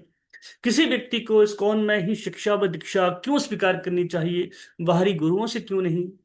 अन्य गौड़ीय वैष्णव परंपरा एवं संगठनों के गुरुओं के प्रति एक इस्कॉन शिष्य के उपयुक्त व्यवहार का वर्णन करें। ठीक है, तो इस पॉइंट में हम ये जानेंगे कि जब हम इस्कॉन में जुड़ते हैं, इस्कॉन से हम शिक्षा दीक्षा लेते हैं, तो अक्सर ये बताया जाता है कि इस्कॉन से ही सुनना है, हम बाहर मना करते हैं। कारण क्या है, कौन बताएगा? क्यों हमें अलग अलग गुरुओं से नहीं सुनना चाहिए, क्या विधि है या क्या कारण है इसका? हरे कृष्ण प्रभु जी। हरे कृष्ण प्रभु। यस कुछ बताइए। क्योंकि प्रभु जी अलग अलग, जैसे अलग संप्रदाय है, उनका अलग सिद्धांत है, तो वो फिर सिस्टम को थोड़ा घुमाता है। हम उनकी बात सुने, इसकी सुने करें, तो उसमें क्या है कि हमें इसको उनको ही फॉलो करना चाहिए, जो हमें बता रहे हैं वही वही उसी बात फॉलो करना चाहिए। हम कहीं जाते हैं तो वो कुछ और कहते हैं, कई जगह एकादशी का नहीं रखते हैं कुछ संप्रदाय, तो अलग अलग उनके बातें हैं। तो हमें सिर्फ इसको उनको ही फॉलो करना चाहिए, जैसे हमें गुरु बता रहे हैं उसी बात को फॉलो करना चाहिए। गुड, और कोई पॉइंट? यस वो भी पवन। इसी इसी कनेक्शन में है, क्योंकि हम गौड़ीय वैष्णव है तो राधा रानी के उपासक हैं। तो बाकी आचार्य, बाकी संप्रदाय डायरेक्ट कृष्ण के या राधा कृष्ण, तो रसाभास हो जाएगा। मतलब हमको सबको सम्मान देते हुए अपना गुरु और परंपरा में पूरा निष्ठा रखना चाहिए, क्योंकि वो रसा बस होने का। Okay good. और कोई पॉइंट? प्रभु जी, प्रभु कंफ्यूजन भी क्रिएट होता है जब हम मल्टीपल लोगों को सुनते हैं, तो we are not so qualified to take best out of everything. So कभी कभी हम लोग कंफ्यूजन में भी पड़ जाते हैं, तो इसीलिए हमको कहा जाता है कि be disciplined and listen to Srila Prabhupada या सजेस्टेड बुक्स। चैतन्य चरितम में कहा गया है, बहुशास्त्र बहु वाक्य चित्ते भ्रम। अगर हम ज्यादा लोगों से श्रवण करेंगे तो क्या होगा? चित्त भ्रम होना है। रीजन, कारण क्या है? क्योंकि सिद्धांत, फिलॉसफी में अंतर पाया जाएगा। इसलिए कोशिश करनी है कि हमें एक गुरु या एक जो इस्कॉन में आप किसी से भी सुनेंगे तो क्या होगा? सिद्धांत सेम मिलेगा आपको, अंतर नहीं मिलेगा। ठीक है? और कोई पॉइंट? प्रभु जी हम दृढ़ नहीं रह पाएंगे एक के प्रति। हाँ, दृढ़ नहीं रह पाएंगे एक के प्रति। और कोई पॉइंट? प्रभु जी श्रद्धा कमजोर होती है और दूसरा बाकी जगह मायावाद भी मिक्सिंग हो गया है। ओके, श्रद्धा कमजोर होगी। हरे कृष्ण प्रभु जी। प्रभु जी हम्म। इस वही ज्ञान दिया जाता है जो गुरु शिष्य परंपरा से आया हुआ है। ओके, और कोई? हरे कृष्णा प्रभु जी। जैसे सांप किसी भी चीज में या बर्तन में मुंह डाल देगा तो वो जहरीला हो जाएगा, उसी प्रकार कोई भी अन्य गुरु परंपरा से जो नहीं होता है तो वो उनके मुख से सुनेंगे तो वो सही नहीं होगा शास्त्र। मतलब कि जो संप्रदाय विहीन है ना। बट अगर कोई संप्रदाय से भी तो हो सकता है व्यक्ति। चार संप्रदाय हैं, चारों प्रमाणित हैं, कोई इसमें फर्क नहीं है। बट क्या उनसे सुनना चाहिए? बात ये है। प्रभु जी 4 नियम तो प्रभुपाद जी ने बताए हैं, बाकी सब चाय भी पीते हैं, कोई कुछ भी अलाउ करता है, प्याज लहसुन खाने भी देता है, लेकिन इस्कॉन परंपरा में ही हमें बताया गया है कि क्या चीज अच्छी है क्या नहीं अच्छी है। बिल्कुल। हरे देखिए कृष्ण प्रभु इसमें जी। यस, बोलिए। हाँ, प्रभु जी, क्योंकि हमें प्रभुपाद जी ने ही शिक्षा दी है कि आपको जो भी इस्कॉन के नियम ही फॉलो करने हैं, बाहर से नहीं देखिए सुनना है, तो हमें प्रभुपाद जी इसमें की बात माननी प्रभुपाद जी के प्रति हमें लॉयल होना है। है। जी जी जैसे प्रभु एक जी। स्त्री अपने पति के प्रति लॉयल होती है, वैसे ही एक शिष्य को अपने गुरु के प्रति लॉयल होना चाहिए। वो ये नहीं देखती कि मेरी शादी हो गई है, बाहर मुझे एक नया पुरुष, स्मार्ट पुरुष दिखता है, अपने पति से स्मार्ट व्यक्ति दिखता है, तो उसके प्रति अट्रैक्ट हो जाए, तो उसे क्या कहेंगे? व्यभिचारिणी। उसे व्यभिचारिणी स्त्री कहा जाएगा। कि वो अगर अपने पुरुष से पर पुरुष जाके अगर वो किसी से संबंध बनाती है, तो उसी तरह अगर हम किसी गुरु को धारण करते हैं, है ना, और उसके बाद क्या करें? हम किसी दूसरे गुरु के पास जाएं। हम देखते हैं ऐसे कई भक्त हैं, इसको में देखते हैं हम लोग, मेरे साथ के कई लोग हमने देखे हैं और कई सालों से हम देख ही रहे हैं। कई बार क्या होता है, किसी कारणवश शिष्य का अपने गुरु के प्रति फेद कम हो जाता है ना। और जब फेद कम होता है, तो क्या करता है? वो जाता है कहीं वृंदावन, जा रहा है, किसी साधु से मिलता है, उनके पीछे घूमता है। ऐसे कई शिष्य हैं इस्कॉन में जो भटक गए बाद में। कारण क्या भटके? क्यों? क्योंकि जब इस्कॉन में रहेंगे, जैसे एक स्त्री, तब तक वो सही रहेगी जब तक उसके ऊपर थोड़ा कंट्रोल रहेगा। बुरा मत मानना, जरूरी है कंट्रोल। शास्त्र कहे हैं स्त्री जब तक छोटी थी तो उसके पिता का कंट्रोल होना चाहिए, शादी हुई तो पति का कंट्रोल होना चाहिए, और बुढ़ापे में अपने बच्चों का। स्त्री को स्वच्छंद का ही नहीं छोड़ा गया।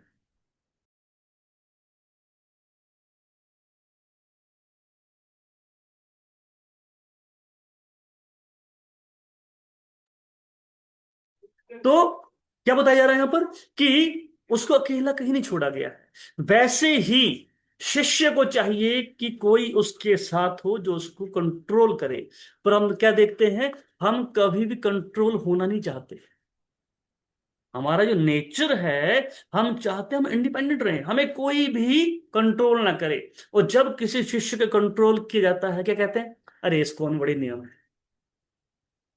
लोग यही बोलते हैं ना, इसको में बहुत नियम है, बहुत रोका टोकी करते हैं। देखिए बाहर बाबा जी तो बोलते हैं, कहते हैं, चाय पीजिए, लहसुन प्याज खाइए, एकादशी करें ना करें कोई फर्क नहीं पड़ता आपको। बाहर गुरु तो ऐसे ही कर रहे हैं सारे ज्यादातर। और इस्कॉन में क्या नियम बहुत ज्यादा, तो क्या कहते हैं, नहीं इस्कॉन में नियम बहुत ज्यादा है, हम वहां जाएंगे जहाँ नियम कोई ना हो। इसके चलते इस्कॉन के लोग छोड़ के निकल जाते हैं कई बार। तो वो क्या करते हैं, अपना नुकसान करते हैं। तो अगर तो क्या उस स्त्री को अपने पति को छोड़ के बाहर चले जाना चाहिए?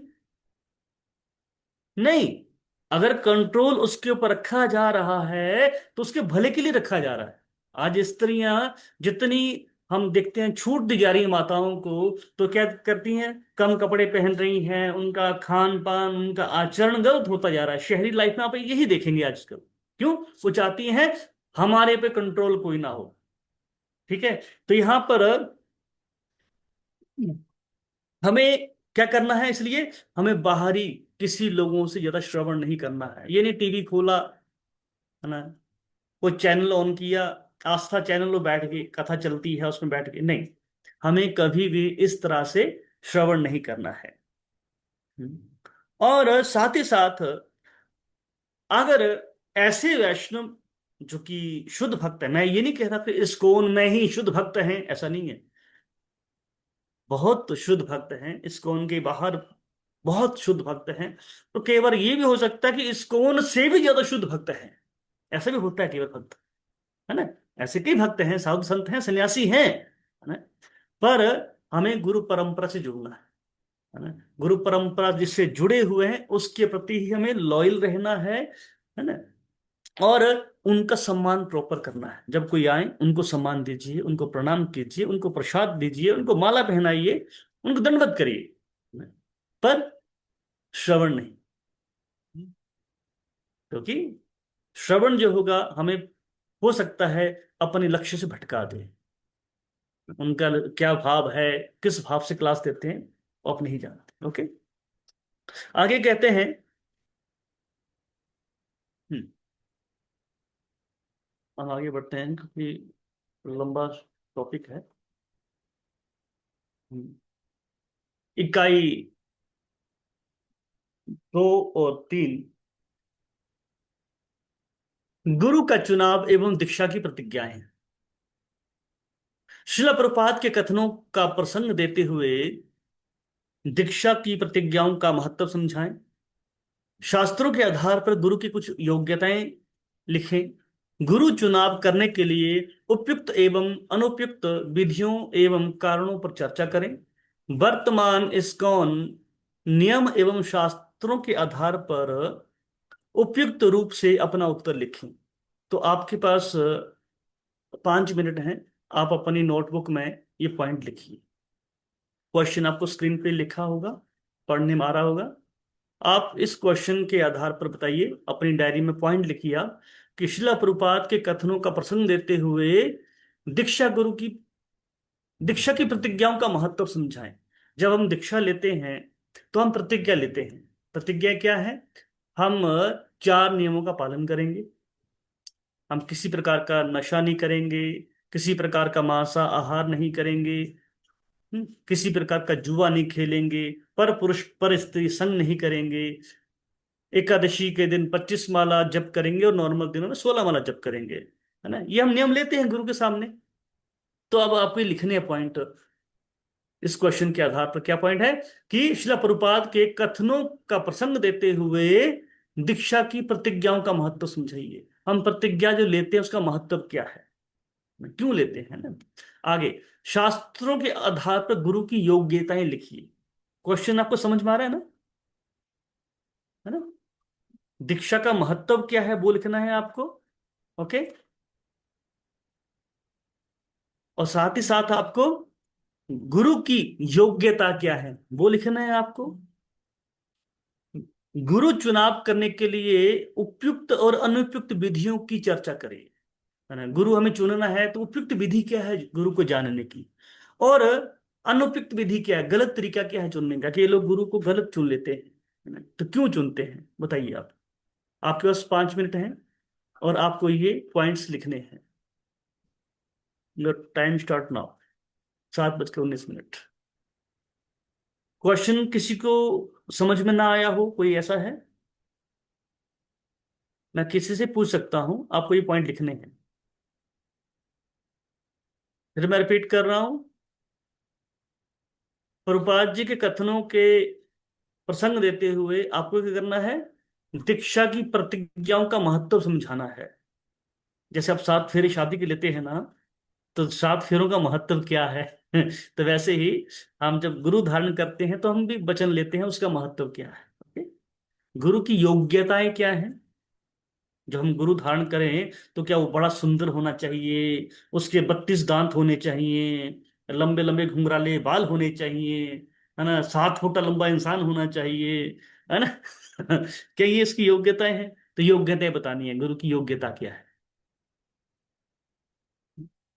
और गुरु को चुनना है तो उसकी सही विधि क्या है,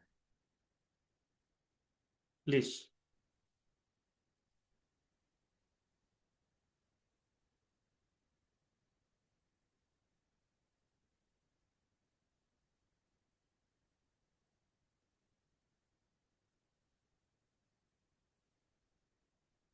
सब 2-2 पॉइंट कम कम से कम लिखेंगे हर एक क्वेश्चन के।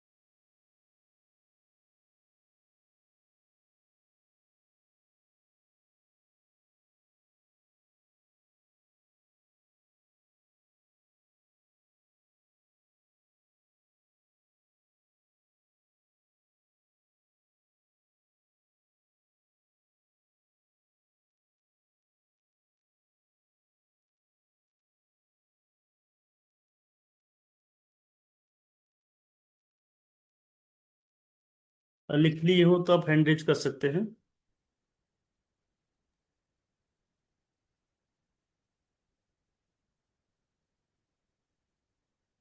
गुड। और कौन कौन लिख लिए। अभी मैं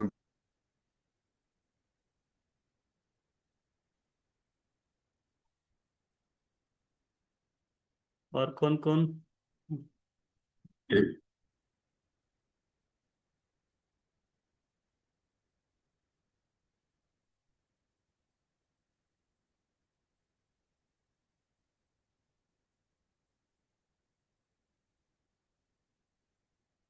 yes, Krishna Arvind Prabhu.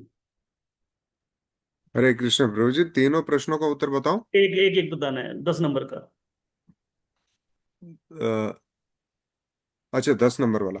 Hmm. Importance of diksha, diksha वाउस प्रभु जी। दीक्षा में हमारे मेन ये होता है 4 नियम और 16 माला। तो हम्म। 4 नियम जो कि 4 नियम जो है वो धर्म के जो 4 स्तंभ हैं, तो हम्म। हमको धर्म में स्थापित करते हैं।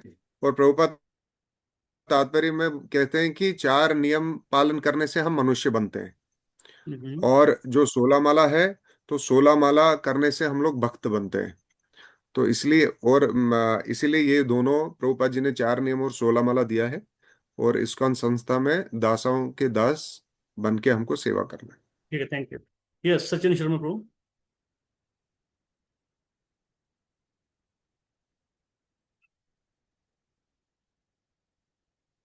यस, सचिन प्रभु जी। हाँ प्रभु जी, तीनों क्वेश्चन का आंसर देना है कि एक एक एक एक का एक आंसर एक देना है? एक एक एक 10 नंबर का हाँ दीजिए पहले प्रभु आप। जी, तो गुरु की योग्यता अच्छा ठीक है, गुरु बताइए, गुरु की योग्यता। क्या होनी चाहिए? हम्म। हाँ, एक तो सर प्रभु जी उनको ज्ञान होना चाहिए, शास्त्रों का ज्ञान होना चाहिए। और हम्म। दूसरा है पॉइंट, गुरु शिष्य परंपरा से आना चाहिए। और क्या, वो शुद्ध भक्त होना चाहिए और भौतिक आसक्तियों से वो मुक्त होना चाहिए। और चौथा पॉइंट है आचरण शास्त्रों के अनुसार होना चाहिए उनका। हम्म। ओके। यस ऋतिका माता जी।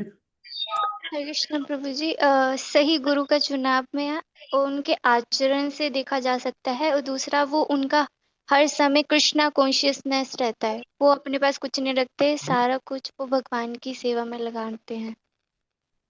गुड। ओके। हरे और कृष्ण कोई? प्रभु जी। यस प्रभु।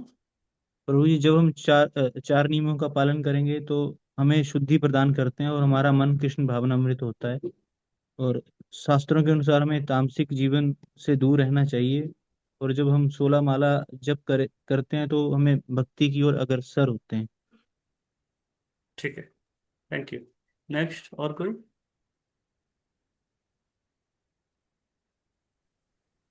हरे कृष्णा प्रभु जी, दंडवत प्रणाम। यस माता जी। प्रभु जी, हमें गुरु का प्रभाव नहीं देखना चाहिए, स्वभाव देखना चाहिए। हम्म। एक गुरु धारण करने हैं तो उनका प्रभाव नहीं, स्वभाव देखना चाहिए। देखिए, बिल्कुल सही। गुरु जो है, ज्ञानी हो ये मायने नहीं रखता। गुरु की मेन योग्यता है वो गुरु परंपरा से होना चाहिए। उसका आचरण, जैसे माता जी ने कहा, उसका आचरण दिखा जाता है। ऐसा नहीं कि बड़ा विद्वान हो, स्कॉलर हो, शास्त्रों का ज्ञाता हो, है ना।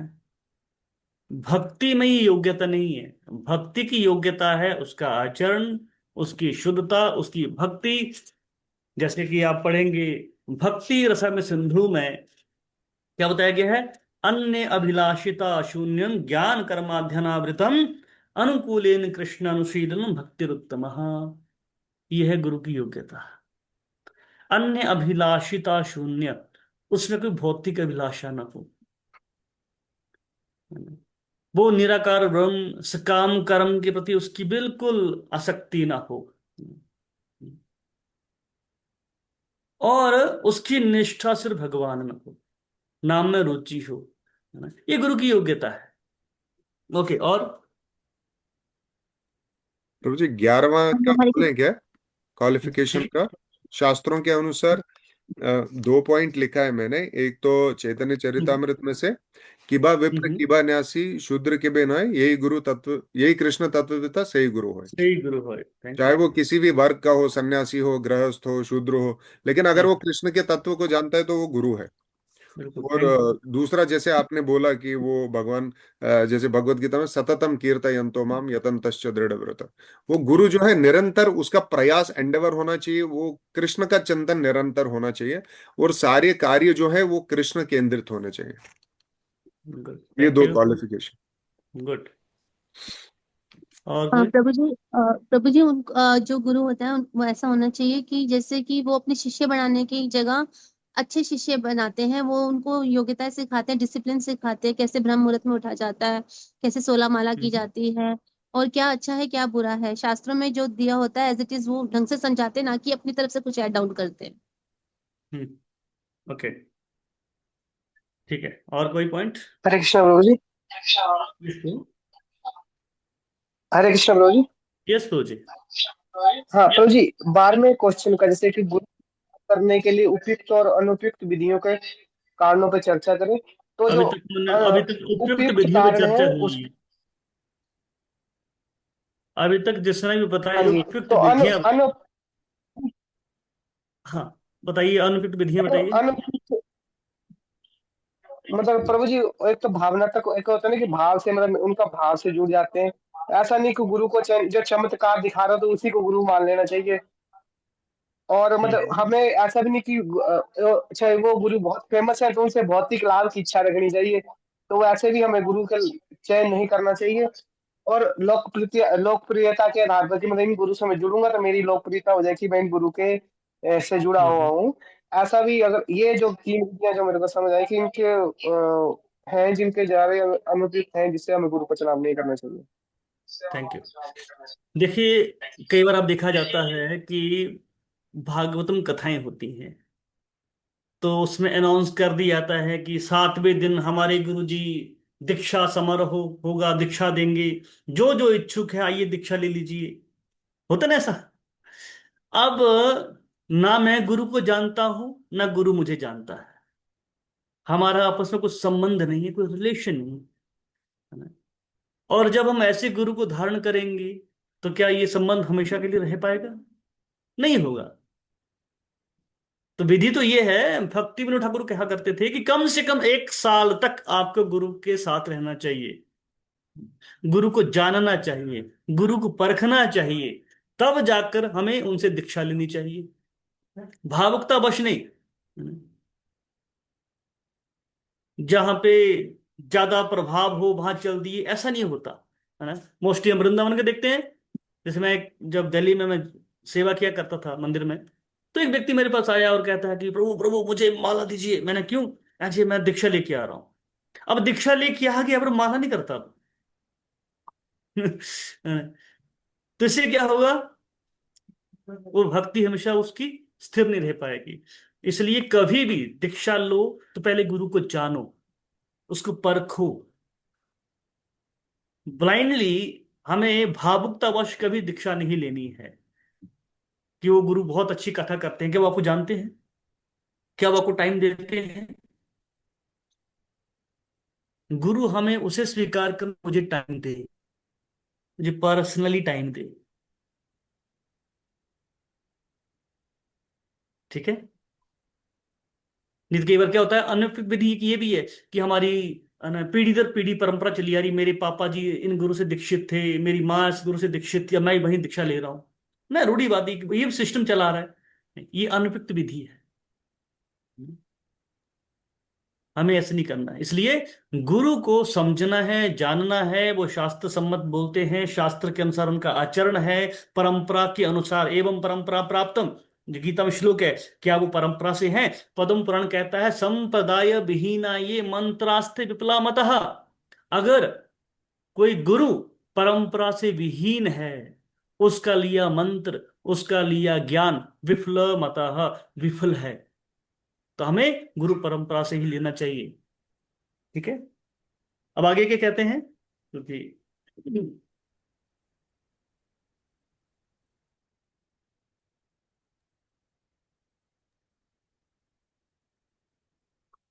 गुरु सेवा पाठ 9 एवं 10, इस्कॉन के आंदोलन में सेवा एवं गुरु सेवा के बीच संबंध का उदाहरण सहित चर्चा करें। इन दोनों के प्रति संतुलित दृष्टिकोण बनाए रखने के लिए महत्व बताएं। गुरु की वपु सेवा एवं वाणी सेवा क्या है? कौन सी सेवा अधिक महत्वपूर्ण है और क्यों? 4 ऐसे उपयुक्त एवं अनुपयुक्त विषयों के उदाहरण दें जिन पर गुरु का परामर्श परामर्श लेना चाहिए। अपने उत्तर उपयुक्त शास्त्र आधार पर दें। एक शिष्य का अपने गुरु भाइयों एवं गुरु बहनों से कैसा व्यवहार करना चाहिए, चर्चा करें। अपना उत्तर उपयुक्त शास्त्र आधार पर दें। तो ये सामने है। तो इसमें 13वां क्वेश्चन के प्रश्न क्या है? इस्कॉन के आंदोलन में सेवा एवं गुरु सेवा के बीच में, है ना, संबंध की उदाहरण से ही चर्चा करनी है। और इन दोनों के प्रति संतुलित दृष्टिकोण कैसे बनाए रखना है, इसका महत्व बताना है। कौन बताएगा?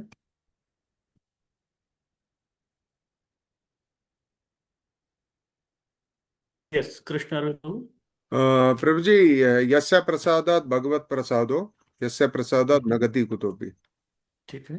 तो मतलब गुरु की सेवा साक्षात भगवान की सेवा है, तो उसमें कोई अंतर नहीं है। गुड। ओके, और कोई?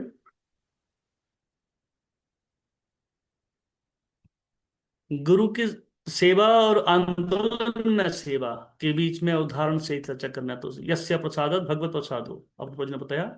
ओके, और कोई?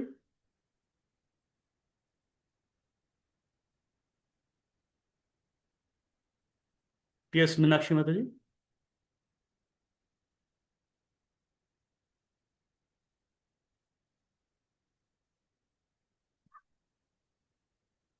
मीनाक्षी माता ने हैंड रेज किया था, ओके नहीं। और कोई?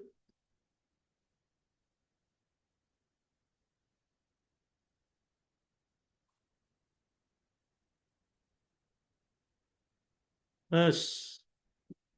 हरे कृष्ण प्रभु जी। यस प्रभु जी। यस प्रभु। हाँ प्रभु जी, मतलब अगर गुरु, जैसे होता है कि गुरु की सेवा के प्रति हम ज्यादा मतलब क्या तो मगन हो जाते हैं, तो वो हमारे मतलब जो आंदोलन है उसको भी इफेक्ट करता है। गुड। और कोई बिल्कुल, जैसे कि उदाहरण से बताइए।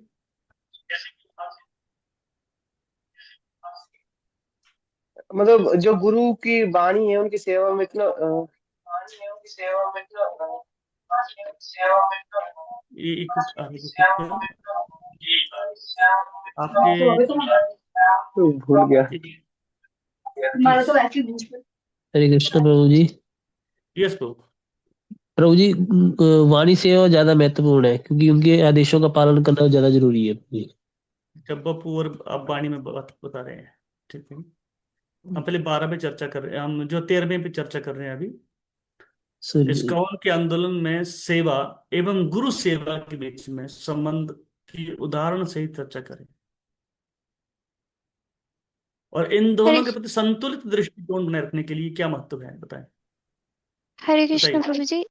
प्रभु जी जैसे शिला प्रभुपाद ने अपने गुरु महाराज की सेवा के लिए विदेश में जाकर प्रचार किया था, तो ये एक एक एग्जाम्पल है, रियल एग्जाम्पल है कि उन्होंने उनके पास कुछ भी नहीं था, लेकिन उनके गुरु ने बोला था कि आपको विदेश में जाकर प्रचार करना है, तो शिला प्रभुपाद अपना सर्वस्व त्याग के वृंदावन को छोड़ के वो वहां पे गए थे अपने गुरु की सेवा के लिए। और कभी उन्होंने नहीं बोला कि ये सारे शिष्य मेरे हैं, वो हमेशा ये कहते हैं ये मेरे गुरु महाराज के शिष्य हैं, जो भी सेवा हो रही है ये मेरे गुरु महाराज की सेवा है। तो इसमें इस्कॉन आंदोलन में सेवा और गुरु सेवा, देखो गुरु की सेवा पर्सनली कोई सेवा नहीं, वो आपसे कहेगा मेरे कपड़े वॉश करिए, वो नहीं है। गुरु की सेवा क्या है? आंदोलन में ही आपको लगाएगा, प्रचार कार्यों में ही लगाएगा, तो इसमें ठीक है, कोई अंतर नहीं है। ओके। अब जो है अगला प्रश्न है, गुरु की वपु सेवा एवं वाणी सेवा क्या है, और कौन सी सेवा अधिक महत्वपूर्ण है? यस, कृष्ण अरविंद प्रभु। प्रभु जी, एक बार प्रभुपाद जी ने इस बारे में एग्जाम्पल दिया अपने शिष्यों को। मतलब कुछ शिष्यों को ईर्ष्या हो रही थी कि कुछ लोगों को प्रभुपाद का सानिध्य मिल रहा है, क्लोज एसोसिएशन हमें नहीं मिल रहा है, हम बाहर प्रचार कर रहे हैं। तो प्रभुपाद के चेहरे पे एक मक्खी बैठी थी, तो प्रभुपाद ने बोला, ये देखो ये मक्खी मेरे बहुत क्लोज है, लेकिन ये मेरे को डिस्टर्ब कर रही है। तो ज्यादा जरूरी वो नहीं है कि जो मेरे क्लोज हो, ज्यादा जरूरी वो है कि जो मेरे आदेश का पालन करे। हम्म। और कोई पॉइंट? बपू सेवा और वाणी सेवा में सबसे महत्वपूर्ण सेवा क्या है?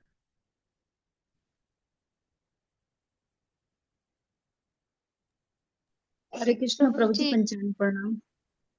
यस प्रभु मैया। जी, बपू सेवा से वाणी सेवा सबसे इम्पोर्टेंट है प्रभु जी। क्यों, क्या कारण है?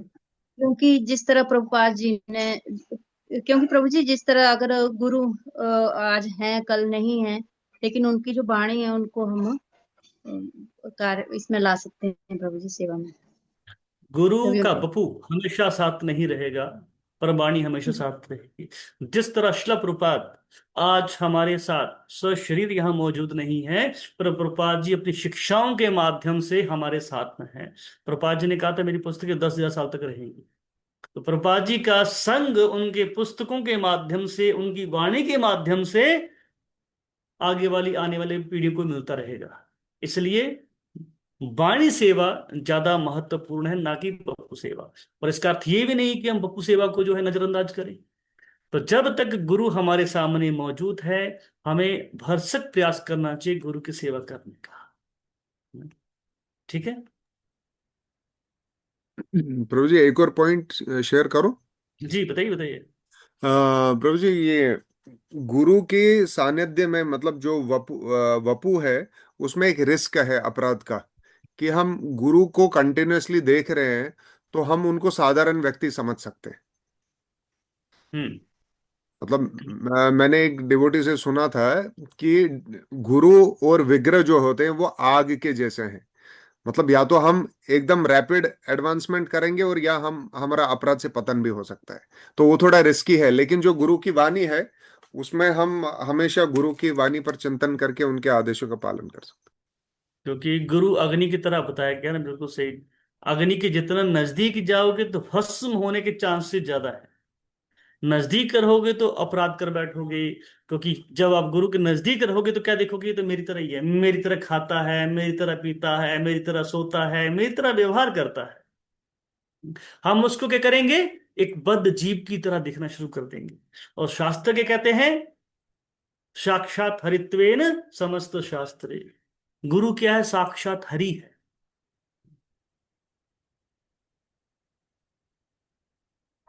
तो इसलिए गुरु का सम्मान भगवान के समान ही होना चाहिए।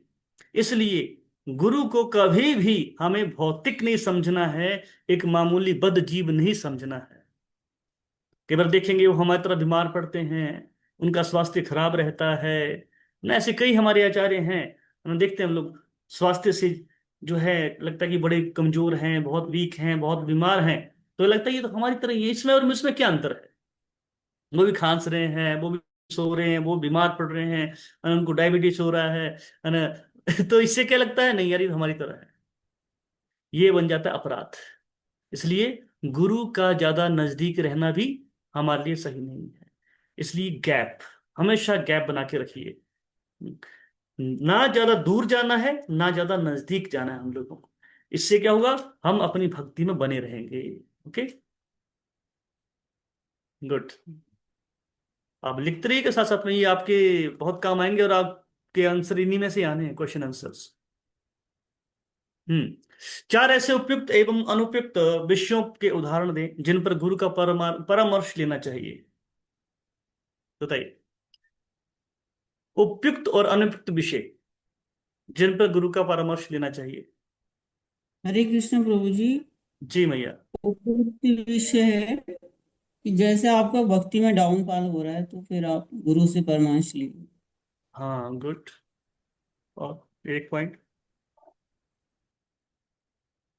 और कोई।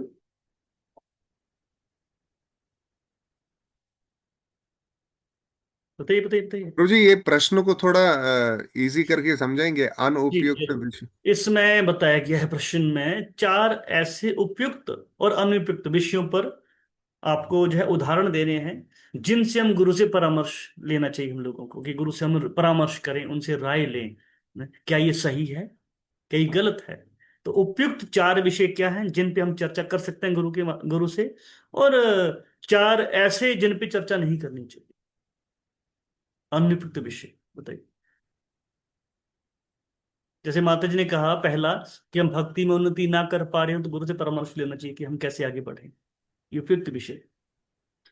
अ, गुरु से उनका पर्सनल लाइफ के बारे में नहीं पूछना चाहिए, अनुपयुक्त। Good, good. और प्रभु जी जैसे घर में लड़ाई झगड़ा हो रहा है तो गुरु के पास जाके नहीं बोलना चाहिए कि उसकी देवरानी ने मुझे ऐसे ऐसे बोला, ऐसे इस टॉपिक पे भी ज्यादा बात नहीं करनी। अब घर का रोना लेके बैठते हैं गुरु के पास, गुरुदेव पेट में लूज मोशन है, सर में दर्द है, पत्नी मारती है, पति मारता है।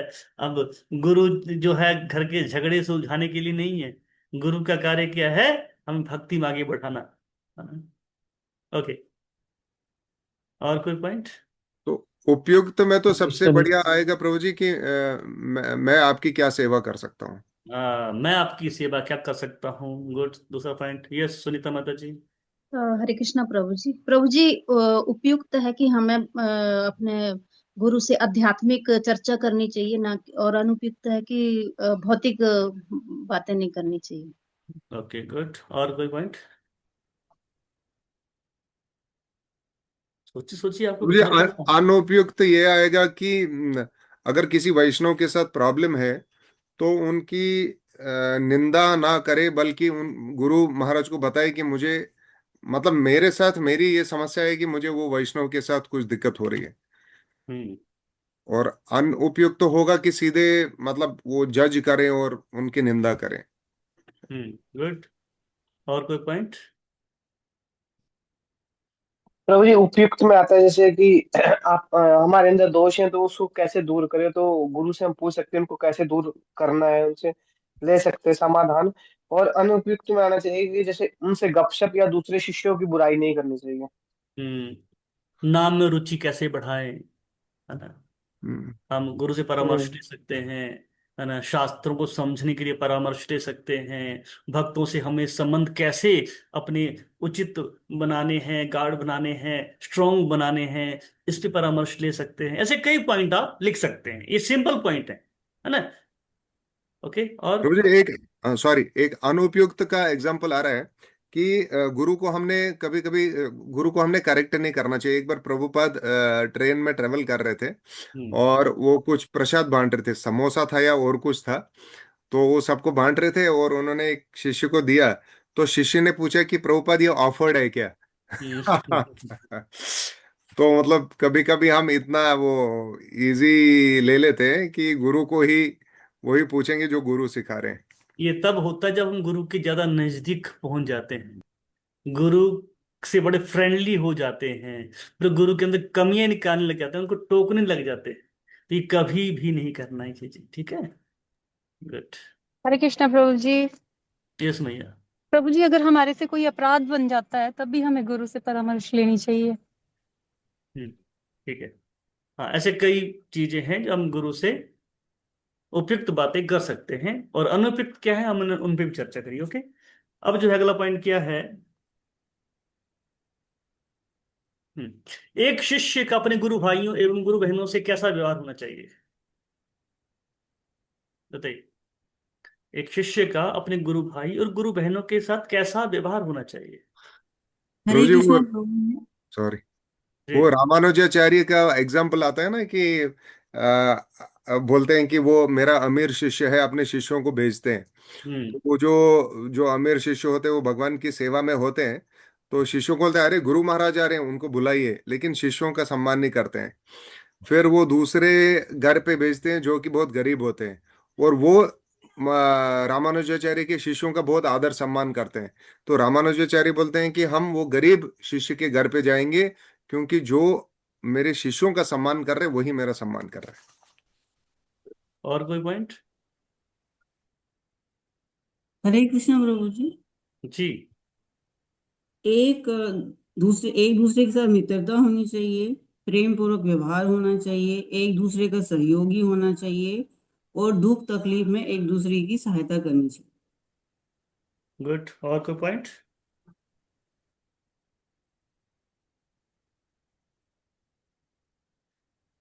एक शिष्य का अपने गुरु भाइयों एवं गुरु बहनों से कैसा व्यवहार होना चाहिए, उनको कैसा व्यवहार करना चाहिए आपस में। हरे कृष्ण प्रभु जी, पंचांग प्रणाम प्रभु जी।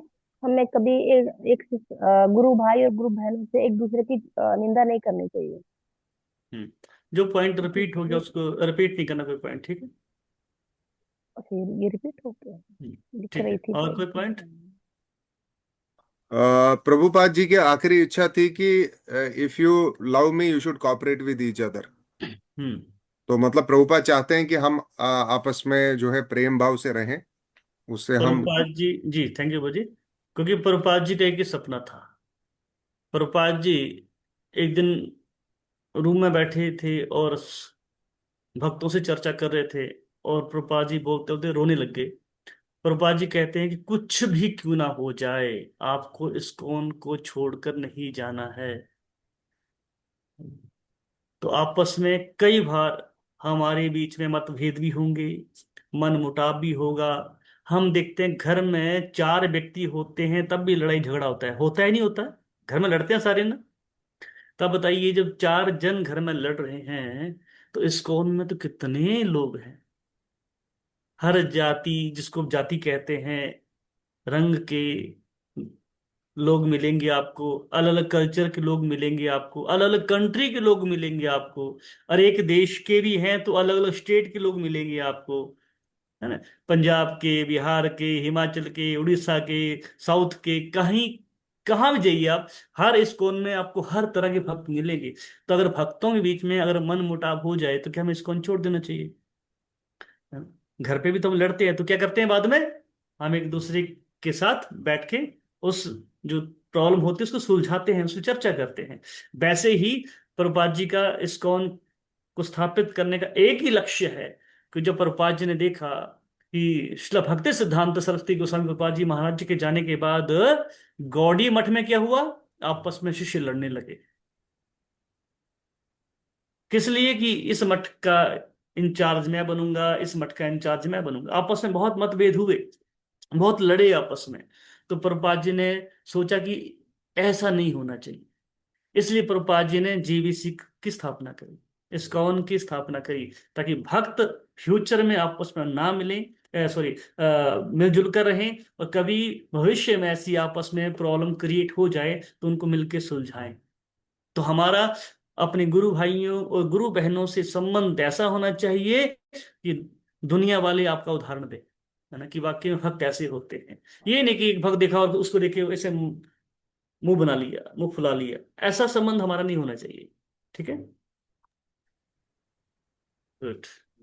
प्रभु जी, बाहर के लोग भी आकर्षित होते हैं कि हमारा आपस में संबंध कैसा है? अगर आपका संबंध सही नहीं है तो बाहर के लोग भी चर्चा करेंगे आपके ऊपर, बोलेंगे अरे ये भक्त होते हैं तो हमें भक्त नहीं बनना है। हम भक्त इसलिए बनना चाहते थे कि हम सोचते थे भक्त बनेंगे तो वहां बड़ा अच्छा माहौल मिलेगा, बहुत अच्छे लोग मिलेंगे, और वहां पहुंचे मंदिर में तो वहां तो एक दूसरे से लड़ रहे हैं, मुक्कालात हो रही है। अरे मुक्कालात ही करने हम बाहर पहले ही कर रहे हैं, इसलिए हमें नहीं बनना है भक्त। तो इसलिए हमारा संबंध ऐसा होना चाहिए आपस में कि दुनिया वाले हमें देखकर आकर्षित हों। हम कहीं एक दूसरे को देखें तो तुरंत दंडवत प्रणाम करें, भले ही सड़क पे क्यों ना हो। आप सोचिए, अगर आप सड़क पे चले हो और एक भक्त मिल जाए और आप उसको दंडवत प्रणाम करें, दुनिया वाले खड़े होकर देखेंगे अरे ये कौन से ग्रह की प्राणी आ गए। ऐसा होगा ना? है ना? तो वो देखेंगे यार इतना प्रेम इन लोगों में आपस में कैसे है, वो फिर आपके जैसे बनना चाहेंगे, है ना। ऐसा हमारा एक दूसरे से संबंध होना चाहिए, प्यार होना चाहिए। अगला पॉइंट, इकाई 4, सहयोग पूर्वक संबंध निभाना करना, अपने गुरु को प्रस्तुत करना। अपने गुरु को सार्वजनिक रूप से एवं वैष्णव समाज में बढ़ावा देने के विषय में अपने अनुसार एक शिष्य के उपयुक्त दृष्टिकोण और व्यवहार का वर्णन करें। अपने उत्तर को उपयुक्त शास्त्र आधार एवं वर्तमान इस्कॉन नियमों के आधार दें। इस विषय में इस्कॉन के शिष्यों के लिए उपयुक्त व्यवहार को विकसित क्यों करना चाहिए या क्यों आवश्यक है ना। तो क्या हमें अपने गुरु को सार्वजनिक तौर पर बढ़ावा देना चाहिए? नहीं, बिल्कुल भी नहीं। हम कहीं भी जाएं, इसलिए यहां तक कि जीवीसी का ये भी नियम है कि हमें क्या करना चाहिए, जैसे बैचेस वगैरह ज्यादा बड़े नहीं लगाने चाहिए अपने, या लगाने ही नहीं चाहिए गुरु के। हम कहीं भी जाएं तो एक दूसरे से गुरु का नाम ना पूछें। मुझे आज भी याद है, हम दिल्ली मंदिर में रहे इतने साल, ईस्ट ऑफ कैलाश में। तो मैंने एक बात बड़ी अच्छी नोट करी, हमारे मंदिर के जो मंदिर के अध्यक्ष हिज ग्रेस मोहन रूपा प्रभु जी, उन्होंने अपने टेबल पे कभी भी गुरु महाराज की फोटो नहीं लगाई। तो एक बार पूछा मैंने, प्रभु ऐसा क्यों? तो कहते हैं हमारे मंदिर में और भी कई गुरुओं के शिष्य हैं, और जब मेरे पास आएंगे और देखेंगे मैंने अपने गुरु की फोटो लगा रखी है तो उनके मन में भाव आएगा कि हमारे गुरु की फोटो क्यों नहीं है ना, या ये अपने गुरु को ज्यादा महत्व देते हैं, है ना। ऐसा नहीं होना चाहिए।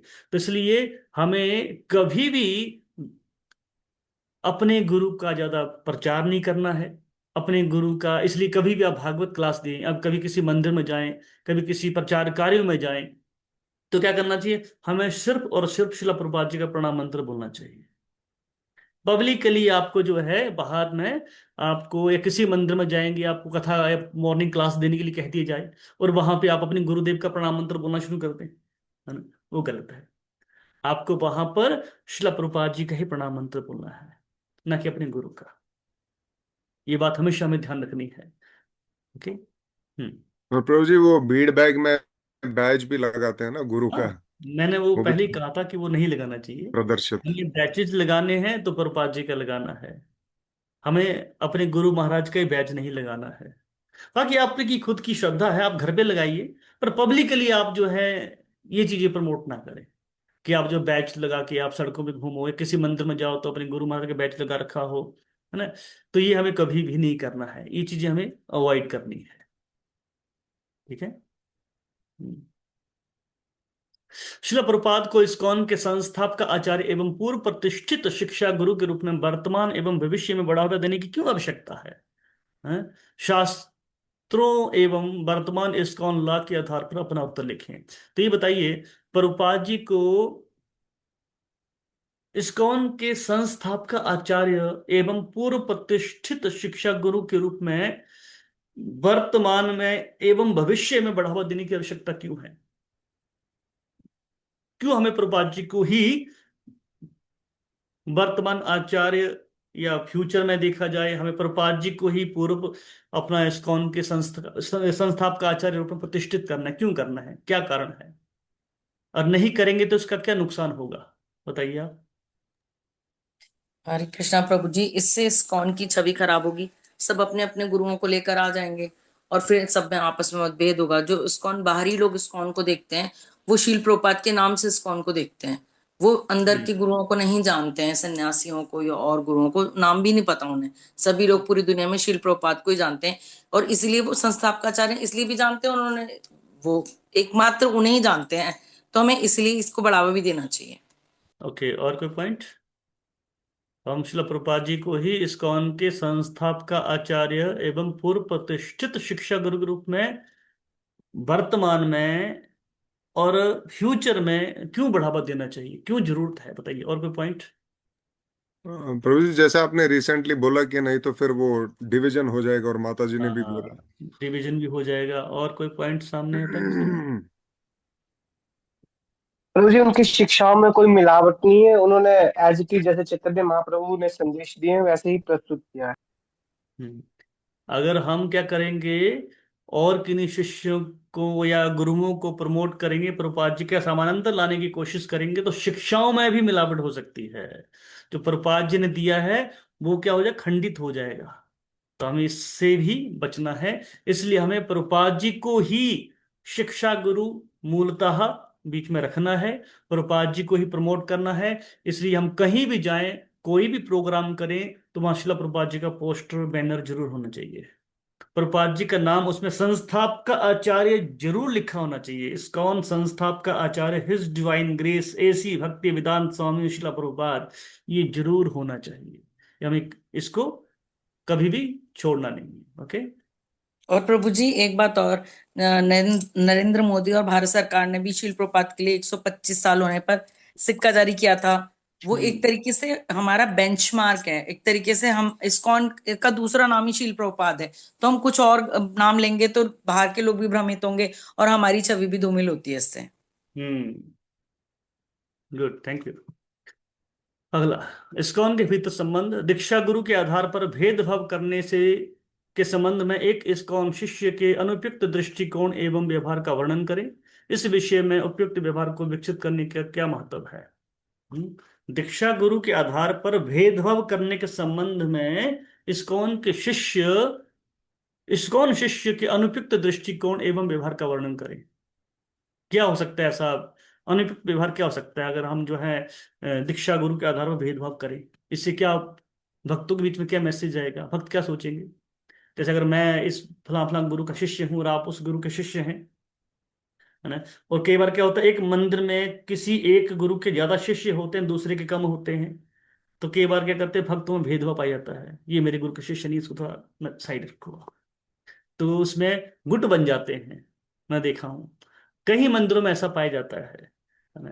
तो वहां अपने गुरु को ज्यादा प्रधान मानते हैं, गुरु के शिष्य हैं सारे तो ठीक है, अगर किसी गुरु के शिष्य नहीं है तो उनके साथ भेदभाव होगा, गुरु अपराध होगा। इससे पहली बात तो हम उस गुरु के प्रति अपराध करेंगे जिनके शिष्य को हम नजरअंदाज कर रहे हैं, भेदभाव कर रहे हैं। बताइए, और कोई पॉइंट बताइए। और Prabhupada will be displeased, Prabhupada अपराध होगा। प्रभुपाद कभी खुश नहीं होंगे इस कार्य से, जिससे प्रभुपाद जी का ही अपमान होगा। गुड, और कोई पॉइंट? और बाहर के लोग कंफ्यूज हो जाएंगे, जो नए जुड़ रहे हैं वो कंफ्यूज हो जाएंगे कि यार कभी इधर कंफ्यूज होंगे। प्रभुपाद आचार्य है कि इनके गुरु आचार्य हैं, कौन है समझ में नहीं आ रहा है। तो इन चीजों से हमें बचना है। ओके। समस्त इस्कॉन वैष्णवों से सहयोग पूर्ण संबंध विकसित करने एवं बनाए रखने के व्यवहारिक तरीकों का वर्णन करें। अब ये बताइए, अब ये बड़ा सुंदर पॉइंट है, इस पे आप मुझे पॉइंट लिख के बताइए कि इस्कॉन समस्त वैष्णव, जो इस्कॉन में समस्त वैष्णव हैं, उनसे सहयोग पूर्ण संबंध विकसित करने और बनाए रखने के लिए व्यवहारिक तरीके क्या हैं। हम क्या ऐसा करें कि हमारे भक्तों से संबंध बने और मधुर संबंध बने, क्या तरीके हैं बताइए, लिखिए आप। हर भक्त कम से कम 2-2, 3-3 पॉइंट लिखेगा।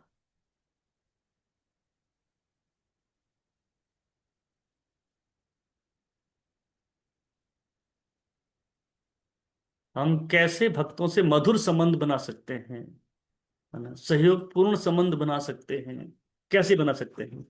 हरे कृष्णा प्रभु जी। हमें एक ये फैमिली की तरह बन के चलना है। अगर वो दुखी है तो हमें उनके साथ दुख में शामिल होना चाहिए, उनकी खुशी में खुश होना चाहिए। और प्रभु जी हमें उनका सम्मान करना चाहिए, ये नहीं देखना चाहिए कि वो छोटा है हमसे, वो बड़ा है। उनको रिस्पेक्ट देनी चाहिए प्रभु जी।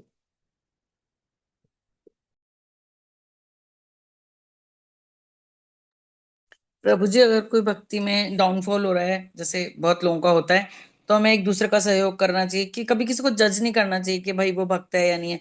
क्योंकि गीता में भी कहा गया, भगवान ने कहा है, जिस समय जिसने जिसने गीता पकड़ लिया, जिसने हरि नाम ले लिया, उसको साधु जानो, चाहे वो चोर है, चाहे वो चक्का है, चाहे कोई भी और है। तो हम लोग आमतौर पे ऐसे भेदभाव करते हैं आपस में, ये होता है, इस्कॉन के अंदर भी होता है, मैंने देखा है कि अलग अलग गुरुओं के शिष्य आपस में, दिल्ली में भी होता है, ये भी मैंने देखा है, अपने गुरु को ऊंचा दिखाते हैं, लोगों को जज करते हैं, बहुत बुरी बात है। प्रभु जी आपका म्यूट है। यस, हाँ, हरे कृष्ण। मैंने पूछा था, हम इसमें कमियां नहीं बता रहे हैं, मैंने कमियां लिखने को नहीं बोला है, मैंने पूछा है हम कैसे संबंध सुधारें। अगर कमियां हैं तो वो दूर हरे करेंगे। कृष्ण प्रभु जी। Yes bro. यस हाँ, मतलब बोलिए। हमें आध्यात्मिक विषयों पे भी चर्चा करनी चाहिए। हाँ, हमें साथी भक्तों के साथ आध्यात्मिक विषयों पे। हम्म। व्यवहारिक तरीके। और आपका फोन म्यूट है वो।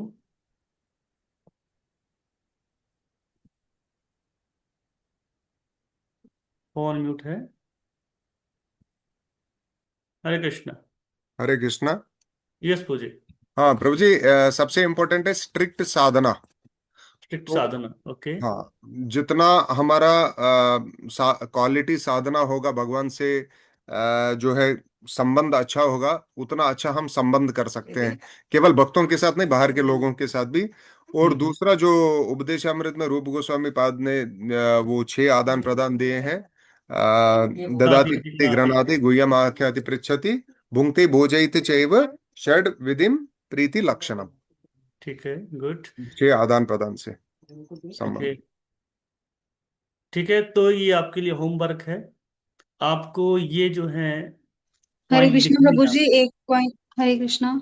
यस मैया। हरे कृष्णा प्रभु जी। यस मैया बोलिए। प्रभु जी एक पॉइंट ये भी होता है कि जैसे कि हरे कृष्ण। हम सुन पा रहे हैं, आप बोलिए मैया।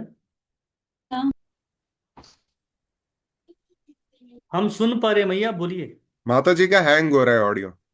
अच्छा ठीक है, कोई बात नहीं, हम यही एंड करते हैं। तो आपके लिए ये होमवर्क है, आपको ये पॉइंट लिख के आने हैं, जितना ज़्यादा हो सके आपको ये पॉइंट जो लिखने हैं। हमें वैष्णवों से सहयोग पूर्ण संबंध विकसित करने और बनाए रखने के लिए व्यवहारिक तरीके लिखने हैं। हम कैसे भक्तों से मधुर संबंध बनाए रख सकते हैं, और संबंध हमारे अच्छे हैं तो और अच्छे कैसे बनाए, आपको ये पॉइंट लिखने हैं, ठीक है। कल हम इस पर चर्चा करेंगे। और किताब आपको शेयर कर दी गई है आपके ग्रुप में, जिसको नहीं मिली हो आप मैसेज कर दीजिएगा, आपको ये किताब आपको द्वारा शेयर कर दी जाएगी, ठीक है। हरे कृष्णा। हरे कृष्णा। धन्यवाद प्रभु जी। हरे थैंक कृष्णा यू। प्रभु जी, हरे दंडवत कृष्णा प्रणाम। हरे कृष्ण प्रभु जी, प्रभु जी, प्रभु प्रणाम। Thank you so much.